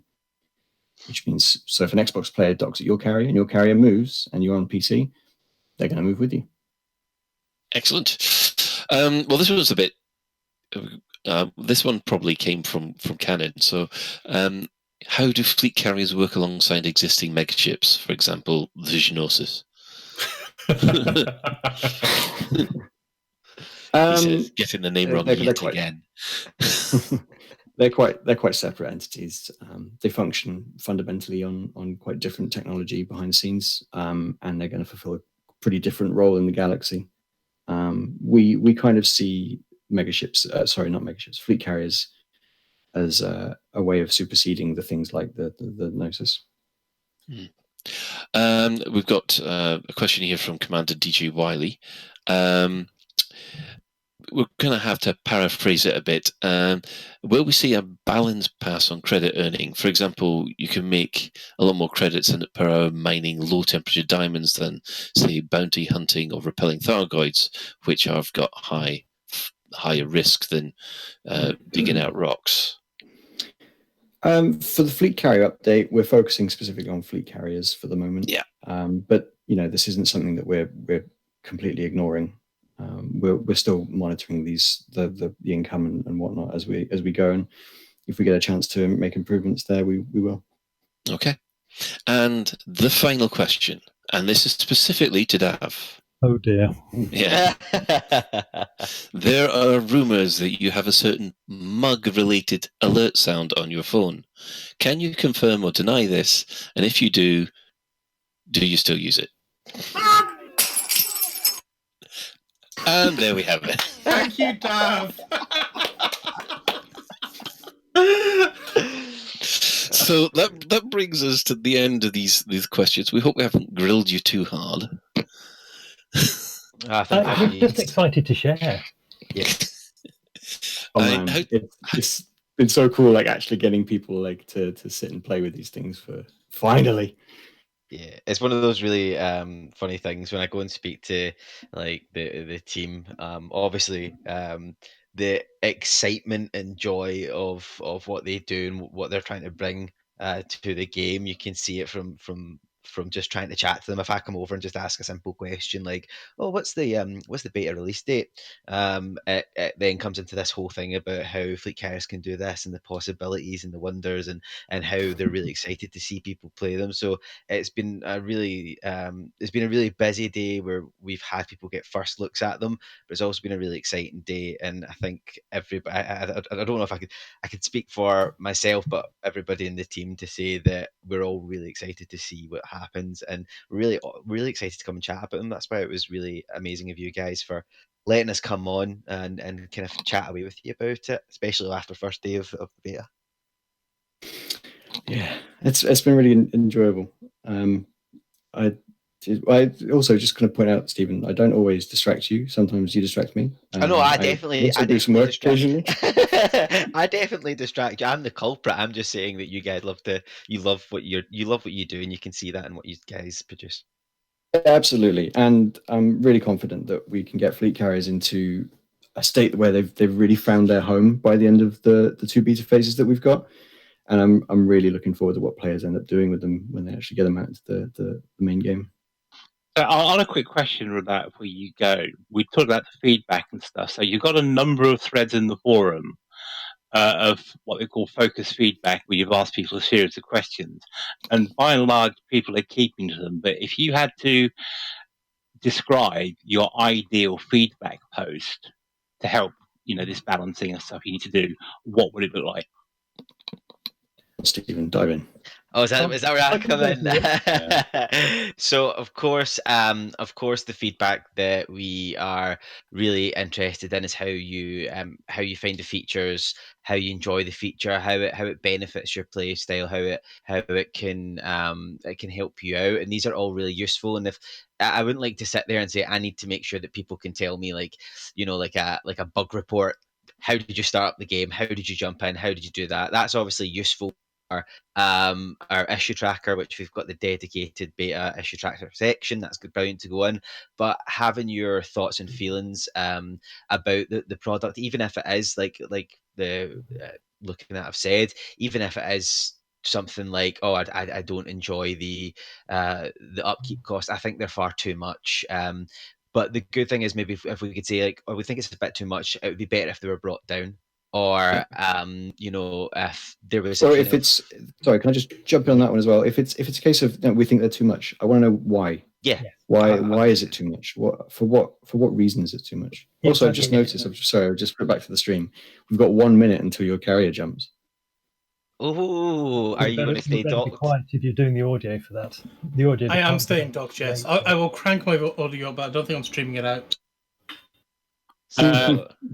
Jumping now. So, do you want us to sit and should we just shut up while this happens? Don't bother. I'm not streaming the audio out to anyone, so it's fine. Okay. I'm sorry, guys. That's a shame. We should have included it. I've got 0 seconds to do it. That's fine. So yeah, like any feedback which you can tell us why, and give us as much explanation. There's been a lot of great feedback already, actually, over the forums, and on like the fleet carrier owners and the visitors.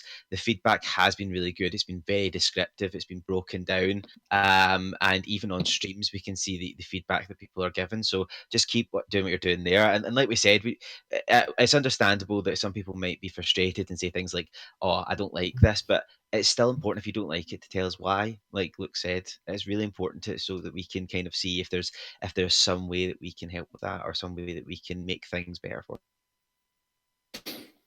Yeah, exactly that. There's a little question that's just cropped up in the chat here. Is there a reason the triple LTD hotspot has gone? Is it the balance pass, or is it just because the addition of tritium? Sorry, it's the addition of tritium. Procedural generation, unfortunately, means that we can't just keep everything in place when we add new stuff. The moment you add a new thing, everything sort of shuffles around to make space for it. And unfortunately, it's in the new place. Interesting. That means everybody's going to be panicked looking for a new place to mine. We all need to look for the new hotspot now. Or hotspots. Well, it's Elite Dangerous, not Elite Miner. Thank you ever so much for taking the time to join us this evening. It's been really, really cool, and excellent to have so many of you as well. It's really cool to get you guys out and put names to face, well, voices to faces and things. Yeah, you're very welcome. This has been really fun. Excellent. So we're going to let you get off if you need to disappear. So yeah, that was so I just totally missed that, but I was just about to say again, thank. Absolutely, you guys have always been fantastic with us. We really appreciate you guys having us on. As soon as I said to the guys to jump on, they were excited to come onto this stream, and especially on beta day. So I would like to thank you guys for having us, because obviously you've been in the beta and trying it out.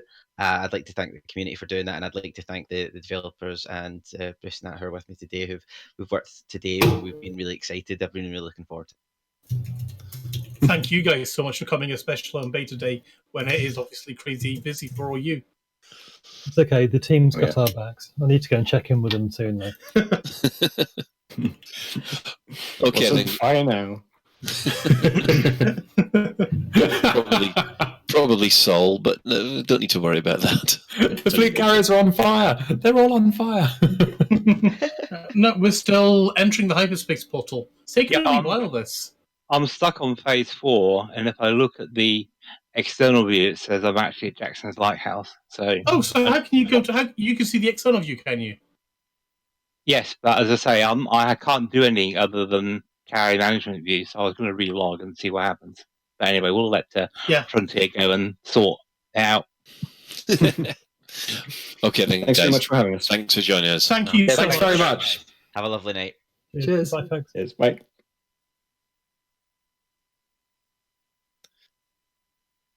Right. We're alone. Frontier have left the building. Around. Yes. Frontier have left the chat room. So, guys, just a quick round of the table thoughts, your reactions. I'll go first. Luke is a really eloquent and lovely chap, and hearing his as the person who came up with seemed to most of the burden, carried most of the burden for how they'd fit together and what they'd bring to the game. I really enjoyed hearing his the way he thought about it and the thought processes that went into decisions that weren't necessarily obvious beforehand, and now are a little more so. So that was really cool. And also, I feel very much that they really are a lot of what fleet carriers are intended for is not necessarily what the devs can prescribe. You know, with certain features, they can say, "Okay, we're doing this, and this will let you do this game loop. It'll let you do this little fun closed loop activity which you'll enjoy." Whereas fleet carriers aren't that; they are a toolbox of a modular toolbox, and lots of the things that they'll let you do are not immediately apparent, and you can't glean from the patch notes. They take experimentation to emerge, and I think that probably we need to play with them for a bit for their full ramifications to become clear, if that makes sense. Completely. Anybody else want to pitch in? Yeah. I want to listen to the interview back again, and I'll probably comment on my thoughts for next week, because obviously there was a lot in there that I need to listen to and unpack to make sure I got the intent behind the answers rather than just what was said. For me personally, the upkeep costs need a serious balance pass. Because fully loaded, it will cost 7.6 billion credits a year just for the upkeep costs. And again, as I said last week, I'm still doing this value, equation. Is it worth it? Is it not?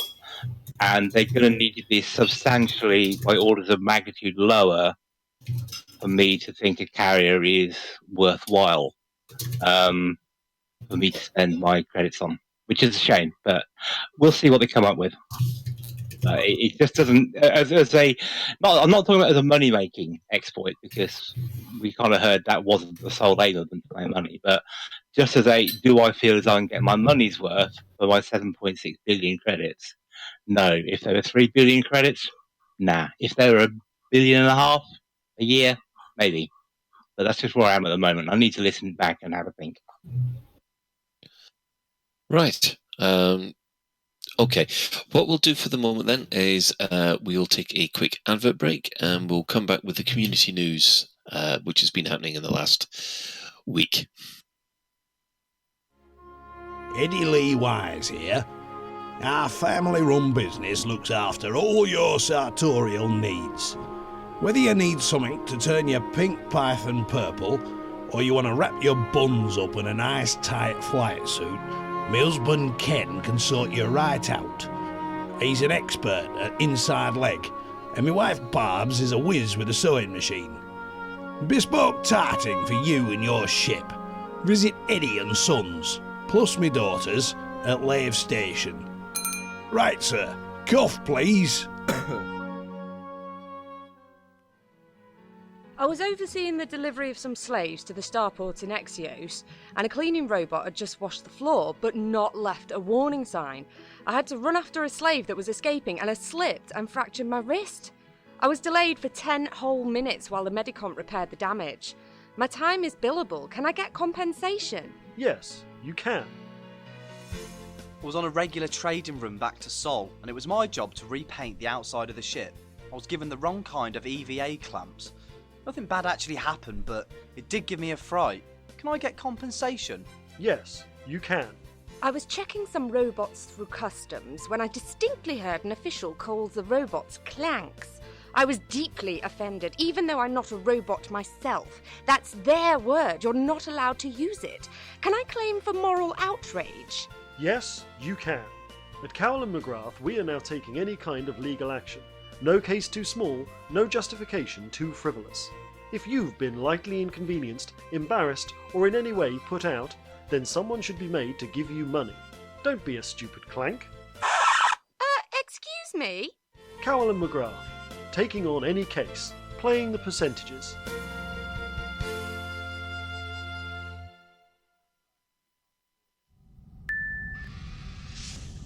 Oh, boy, space, it's cold in here. That commander has a cheek sitting up in his cosy and warm cockpit while we haul radioactives around his cargo bay. Oh, is it cold? I hadn't noticed. Oh, that's right. Why, you're not even shivering.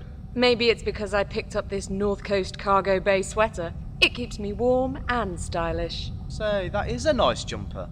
It's made from the finest Verix wool and handcrafted by novitiates in the underground monasteries of Van Marnen's Star. Wow. Where can I get one? New North Coast Cargo Bay sweaters. Be the envy of your friends. Wow every lady from here to the Empire. Be warm and toasty even on the 10th planet of a dying star. Now on sale at Spark and Mensa. Better now? Better? Why, I feel so warm I'll probably never catch man flu again. Spark and Mensa, because nothing says sexy like a neck-high jumper.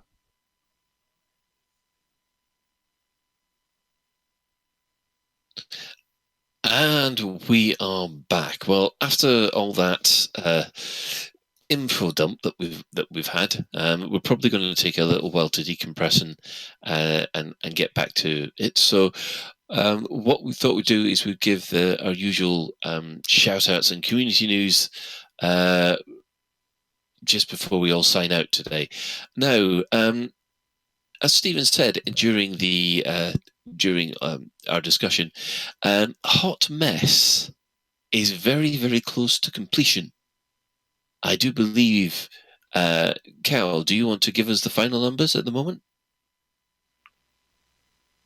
There's actually been quite a lot of people who are racing each other to stations. So in the last wee while, I could see that such and such delivered a mug here before the next person did, and before that next person did.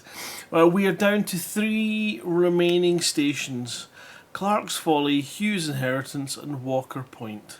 They are all within the 200 light years of Sol, and we are currently sitting... I'll double check that. This is the latest. 55,448 of 55,463 mugs to be delivered. So there are other stations out there, probably those ones that are a bit further away that no one else wants to do. But you're looking at only 15 mugs left. So basically, this could be complete before what we're going to discuss next. Yes, definitely. This could be finished tonight or tomorrow morning. So yes, so we have to take our hats off to anybody who, first of all, did the hut and run to get the mugs in the first place, and then did how many light years it was to deliver that one solitary mug to a station that probably hasn't seen another player since the game was launched. Yeah, thank you, truckers, for doing the great census. Well, it's not the only thing that the truckers are up to this week. This weekend, we have virtual ECM. Do you want to take that? Then, Mr. Cow. Oh, yes. Virtual ECM is the only thing we could think of doing to not lose out on the amazing generosity and kindness from the community. And also, it's been soul-destroying to do all the work we did and put into this event. My brother he's physically built an Artemis lighting rig and configured it in such a way that the lights glow rather than you see the LED build up. So he's put tons of cash into this thing and built it all up and recoded the whole software. We've all gone to all these kind of expensive stuff. We're really excited to share with people at the ECM event, and it's really hard when that rug is pulled away and something that's one of your highlights of your year is taken away. And because it's not just us, a lot of times these events are an opportunity, maybe even one opportunity for people who are socially anxious to come out and enjoy themselves, meeting people and tackling those in a very safe and accepting environment, which the likes of ECM and LaveCon and Fantasticon are. A very diverse community, and you can come as yourself and not worry about being picked on. And so to lose that this year is painful, to say the least. And we thought, well, we've got these raffle prizes that people wanted to give them this year, and it seems a shame for them to go back and be stored if we can create a raffle and let people do it. And well, if we're going to create a raffle, then we might as well do some bits and pieces. And then this conversation goes, well, why don't we just virtually do an ECM room and create the digital equivalent of all these different things going on that people who are maybe self-isolating, having a tough time, really struggling at the moment under the conditions that we are living under, can come along for the day and just join in with other players. So if you're going to be playing a game on a Saturday and you think, you know what, it's got a multiplayer option, I've never tried it, open it up, come along, open it up, speak up, say, you know, I'm looking for 4 people to come and play this game, and if there are enough people there, then off you go and play it. And then we'll be doing a live stream from twitch.tv/ECM Live, which is a new channel we set up especially for this. But we're not going to be doing what you would consider your typical stream of entertainment throughout the day. We're going to drop in to these different things throughout the day, and we've got a couple of surprises and up for a raffle, and then of course we're going to end the day with a Hutton live broadcast, just to sort of wind up the night, the day. So from 10 a.m. till probably around about 10 p.m. we'll have that stream running with what content and whatever's going on at that time. I think we've got an EDRPG, 2 sessions of that are planned for the day, which is awesome. We've got so many things. In fact, I'm going to just go and double check because we've got a live Artemis, which we're really excited about. So this wonderful rig that Moof has built, we've come up with a way to do it over the internet with some special guests taking roles in our Artemis ship, and we're hoping to have a live feed from the engine room as well, so you've got to come and see that. It's going to be an absolute laugh. EDRPG with some special guests as well. We've got a live quiz. So if you've joined my quiz on a Friday night, Commander Simoof has been rewriting code left, right and centre to bring in not so much new features for you, but from on the back end side, we're trying to make it a lot more accessible, because we've had, in these trying times, people asking if they can use it, and it's set up for a madman to run, because obviously I run it, and therefore I get buttons that when I press it gives me a whole pile of dog's abuse, like, did you mean that, or are you just being a fat-fingered fart? And that, you know, so we have to tidy up an awful lot of that to make it a bit more acceptable going forward. So we've got the wonderful pub quiz, we'll have that at some point in the afternoon. We will have I'm not sure if we've got battle cards. We're going to have Tabletop Simulator running some games as well. We have got some Elite, obviously. Some Sea of Thieves for the Xboxers, and cross-platform in that as well, which allows PC players to go. So we're hoping to have a couple of games of that running throughout the day repetitively as well. So Red Dead Redemption didn't get much love. Pulsar is Ben. I think you're going to be running some sessions on Pulsar. I'm running some sessions, but so far there's been one person saying he may or may not show up. I'll come, Ben. So if you've got these 2 games, we have got a list of games on the ECM website. That's elitecommunitymeet.info, and you can have a look at the activities and games there, so that if you have those games, come along and join it. I know that a lot of times Pulsar is one of these games. It was an independent game. I thought it was shit, and that's putting it mildly. I hated it. And then somebody about a year and a half later said, have you tried that game? I've never seen it. And I went, I've got 6 keys that I've not given to people because I wouldn't wish it on my worst enemy. And they went, oh, well, let's go and have a look now. And we went in and we had the best day of fun. I was so challenged in my hatred for what I'd seen. And this is the danger of alphas, that I went back and contacted the developers to tell them that I was an inconsiderate and impatient arsehole, and that their game was actually very good, and I apologise, and I'll tell everybody it's good from now on. and they were really appreciative of that. But that, it's definitely not your AAA game, but there's so many nice little things in it that you wouldn't get in a AAA game. Plus, he's doing Second Life as well. Yep, that's the other one. Oh, this one's amazing. So the Second Life stuff, Flossie has created a check-in desk. So Second Life is free. Desk. Yeah, the check-in desk. So for the event, you can check. You don't do chicken desks. When do you ever have a chicken desk? When has anyone ever said, "Can you pass me the stapler?" Oh yeah, and that chicken. Maybe the chicken desk is what you get your KFC over. That's a counter.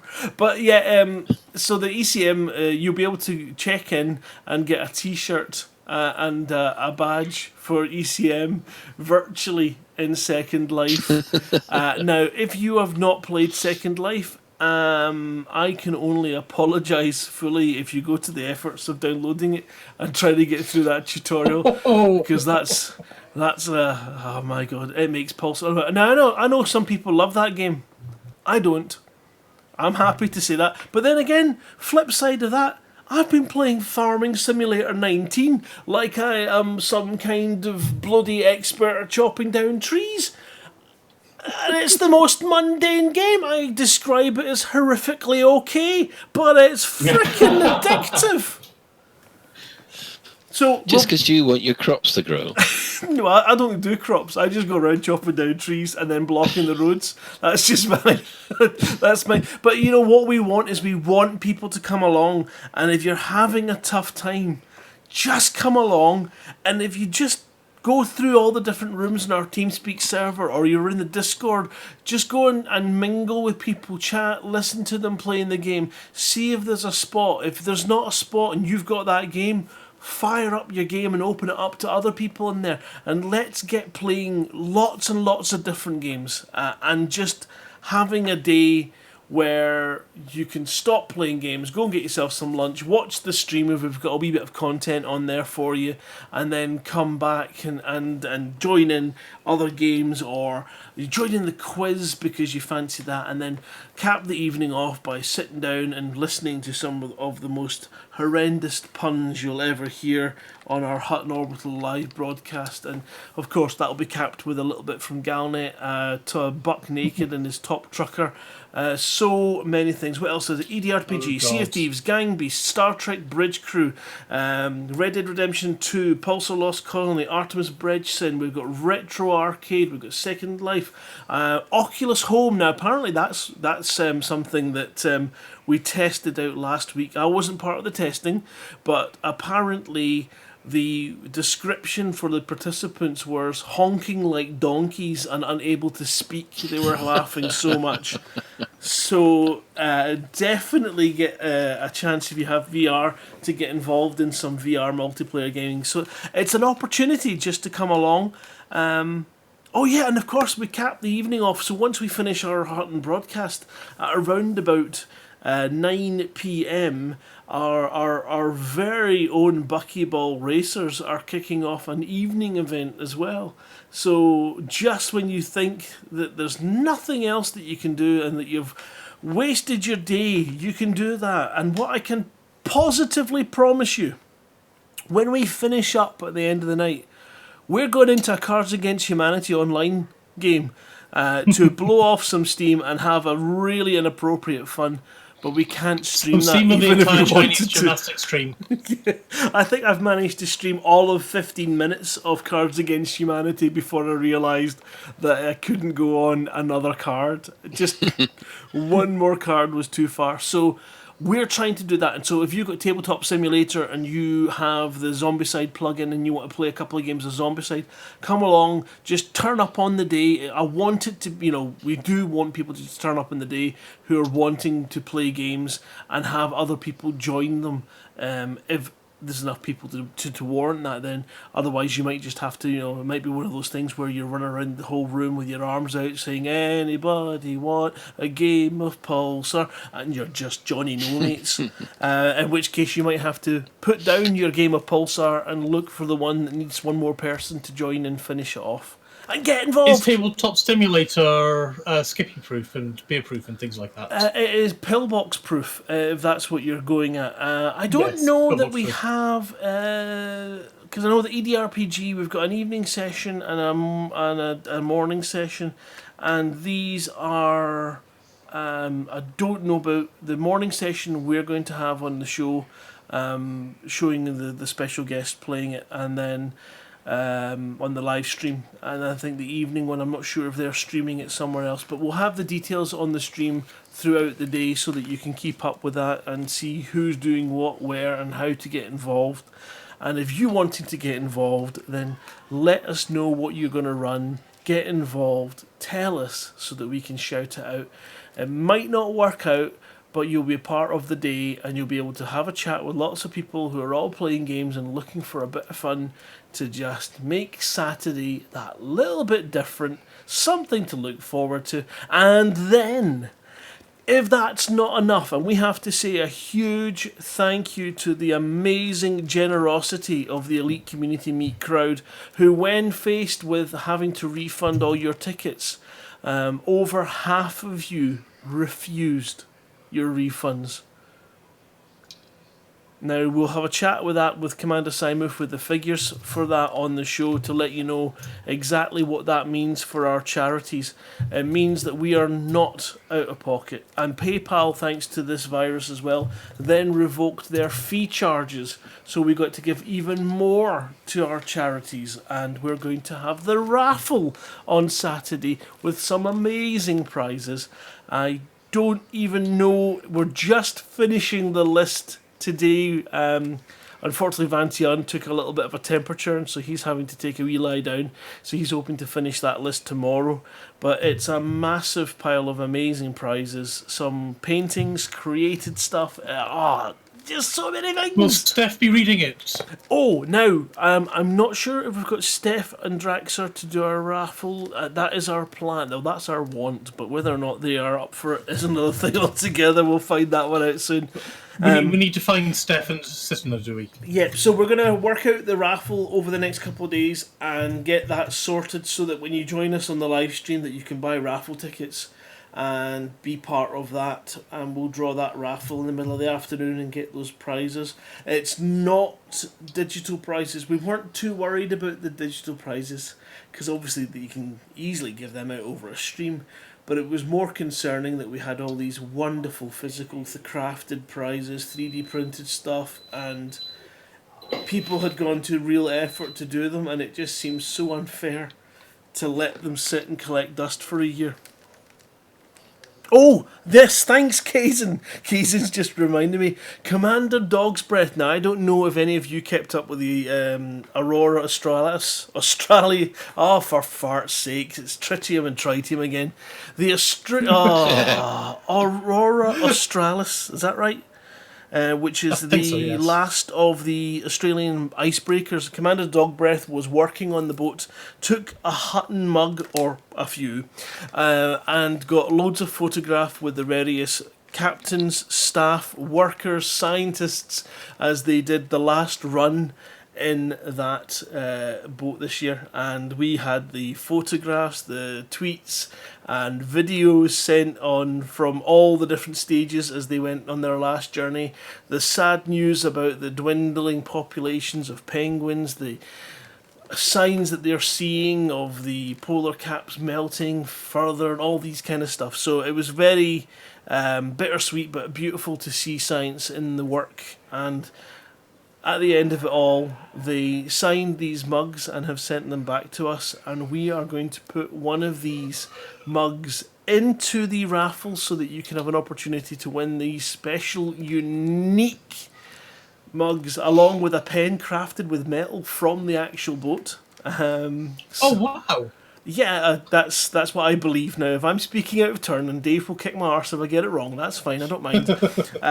But that's what I took away from what he said. So I'm hoping that is the case. We'll obviously correct that when we put the tickets up, and then we'll have another one that we are hoping to auction off. So again, we're just really, this is the sort of week when we're sort of slowly slotting all these details in and trying to work out how the hell we're going to do them. But yeah, we're really excited now to have a virtual event that feels kind of almost enough to take the mind off the fact I should be hiring a van and loading it up tomorrow. It's almost takes away from that. So we're just going to have to make it as much bloody fun as we can. And we just want you guys to come along and have as much fun as you can with us. Yay! I think that nailed it. I mean, will there be a Hutton Orbital radio show this weekend? This Thursday? Or is it all going to be for VECM? Traditionally, we would not do a show on the Thursday before ECM to allow people to have an opportunity to get organised. We have so many little bits of technical stuff to sort out that we're going to take Thursday to sit through some of that and take the time that we can to be ready, because it's going to be a long blooming day on Saturday, that's for sure. So we will not have a show on Thursday night. Instead, we will move that show to the Saturday night and make it a bloody good night with some very good red wines or gins or rum or whiskey or whatever your drink of choice is. It's going to be a blast. Right. Excellent. Right. Just before we disappear off, we have a Galnet news from Commander Pete Witherspoon coming up after the end of this show, and of course, for this is a discerning commander who likes a bit of CQC action, check out the CQC Discord at discordme.elitedangerous.cqc. There were a couple of things in the patch notes that came out today, or in the last couple of days, which took us by surprise. Just quickly, folks, there are 3 highlights. What do people think about the delivery mission cargo now marked as mission specific? Love a little quality of life thing. Such a simple idea. Why didn't we have it before? But I feel bad for saying that. Then also, this is quite big. Players can now block any player, not just friends or pending friends.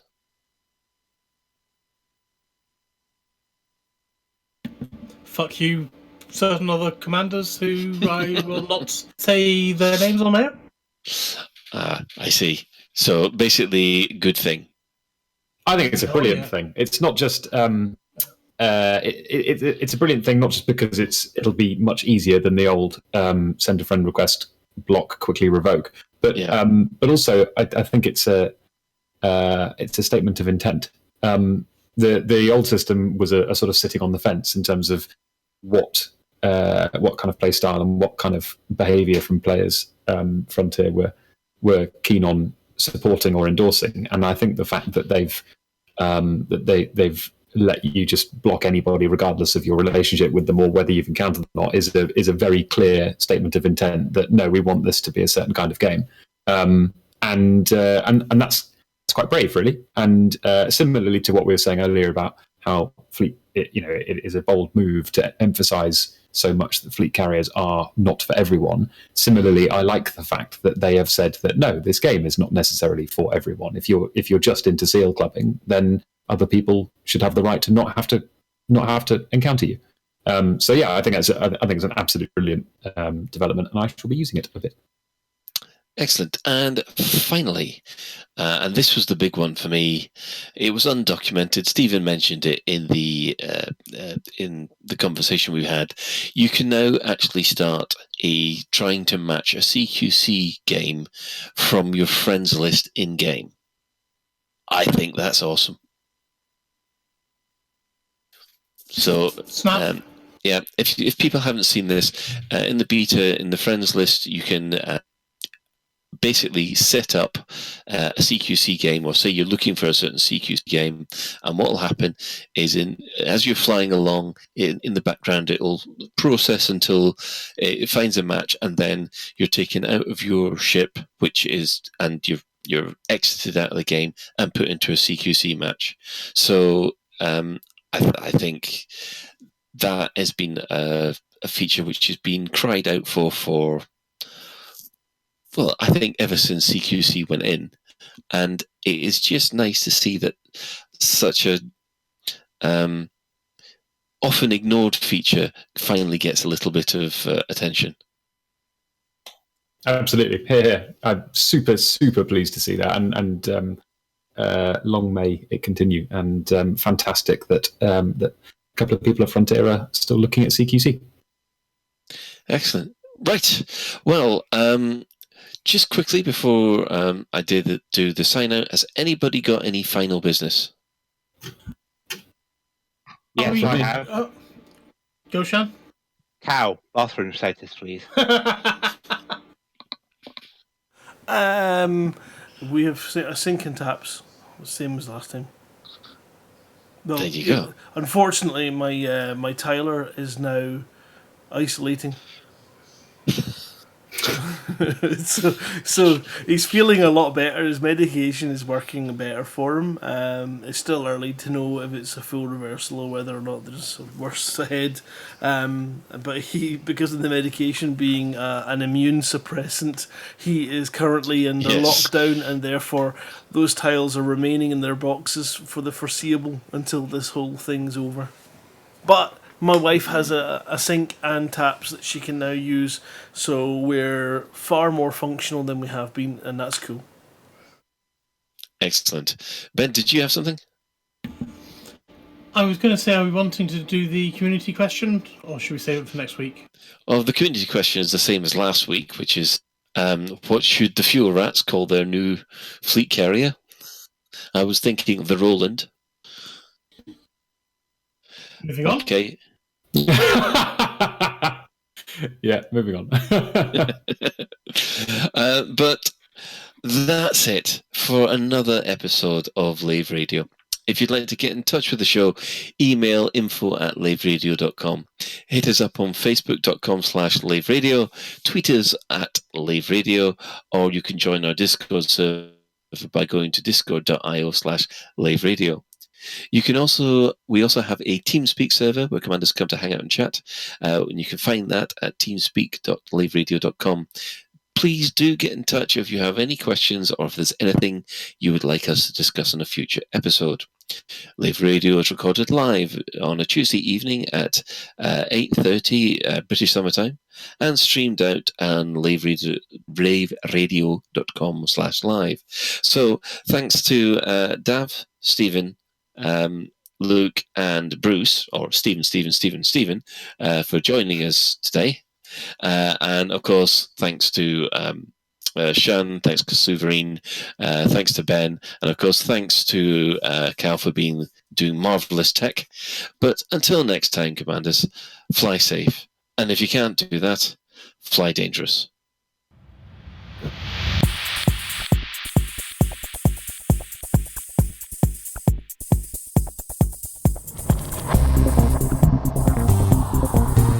Is your life like this?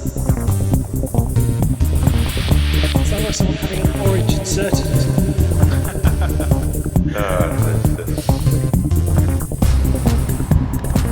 You need a safe word. Space can be low.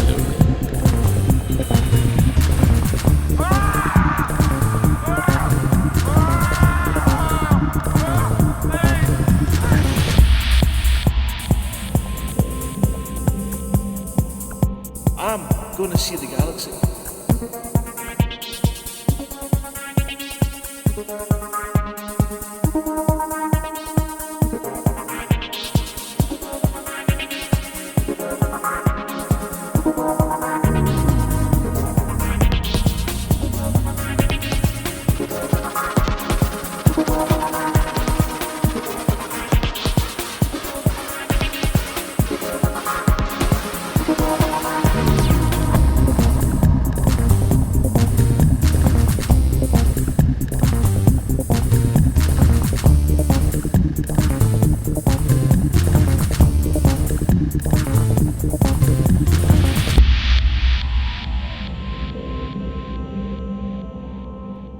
Ah, damn it. No worries, guys. Hold the fort for 2 seconds. I'll be right back.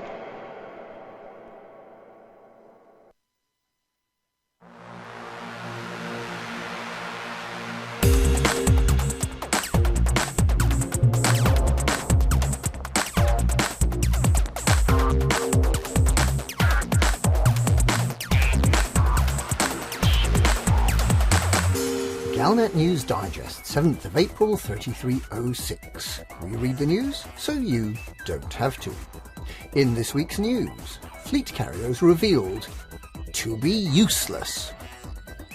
Deep space discord. Why not try some tritium? Fleet carriers revealed to be useless. Early work by armchair scientists has revealed that the new fleet carriers are utterly useless.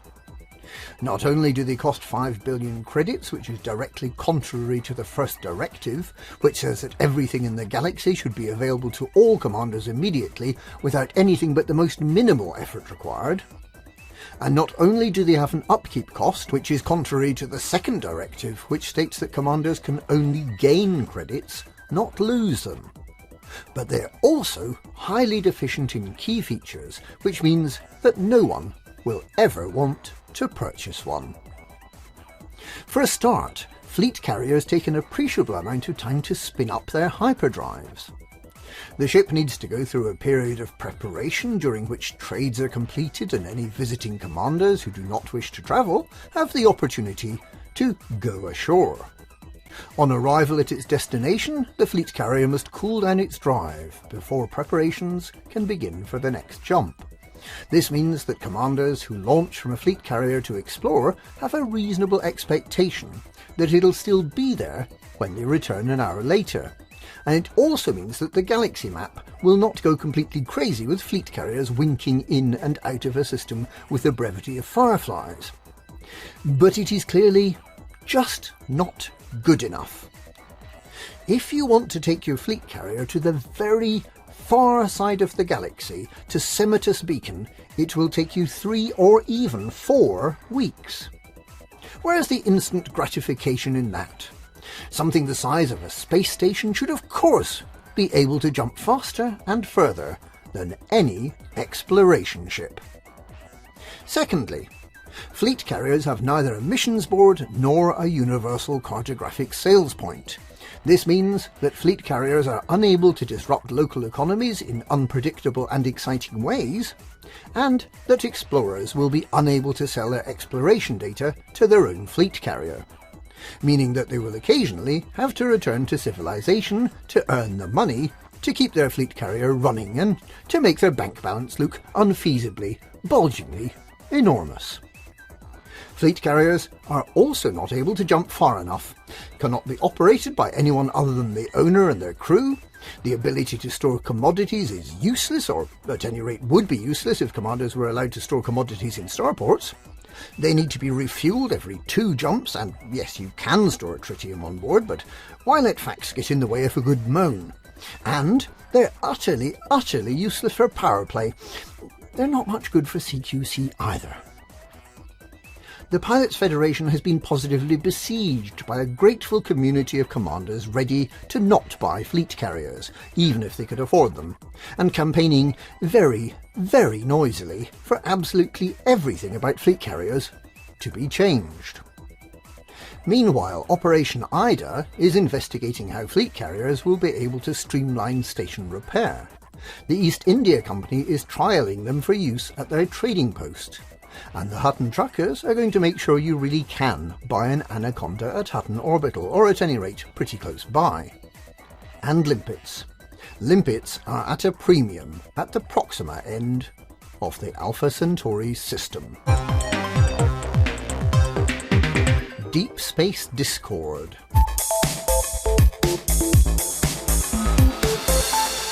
In related news, the Fuel Rats and the Hull Seals have lodged complaints against the people behind FleetCom and the Distant Worlds expeditions, who are planning to create a network of fleet carriers at strategic points around the galaxy. To be known as a Deep Space Support Array, these fleet carriers will be stationed permanently, and will provide the opportunity for explorers and other commanders in the area to stop off to repair, to change loadouts, and even to switch to other ships. This mesh of safe harbours will take away much of the risk of long-distance travel, and provide social hubs. Indeed, they may in due course become colonies in their own right, with commanders living their entire careers out there and never having to return to the bubble.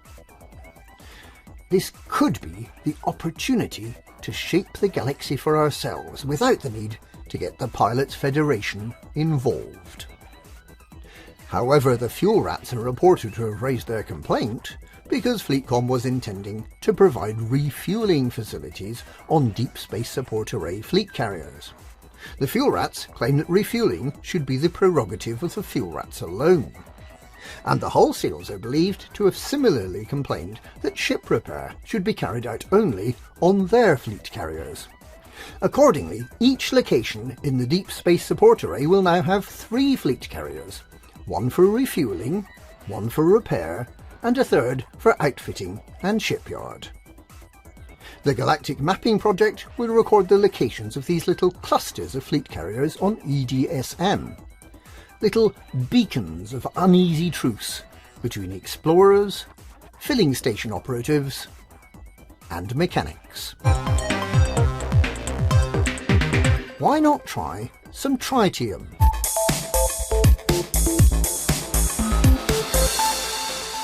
There has been confusion this week about how to pronounce the name of fleet carrier fuel.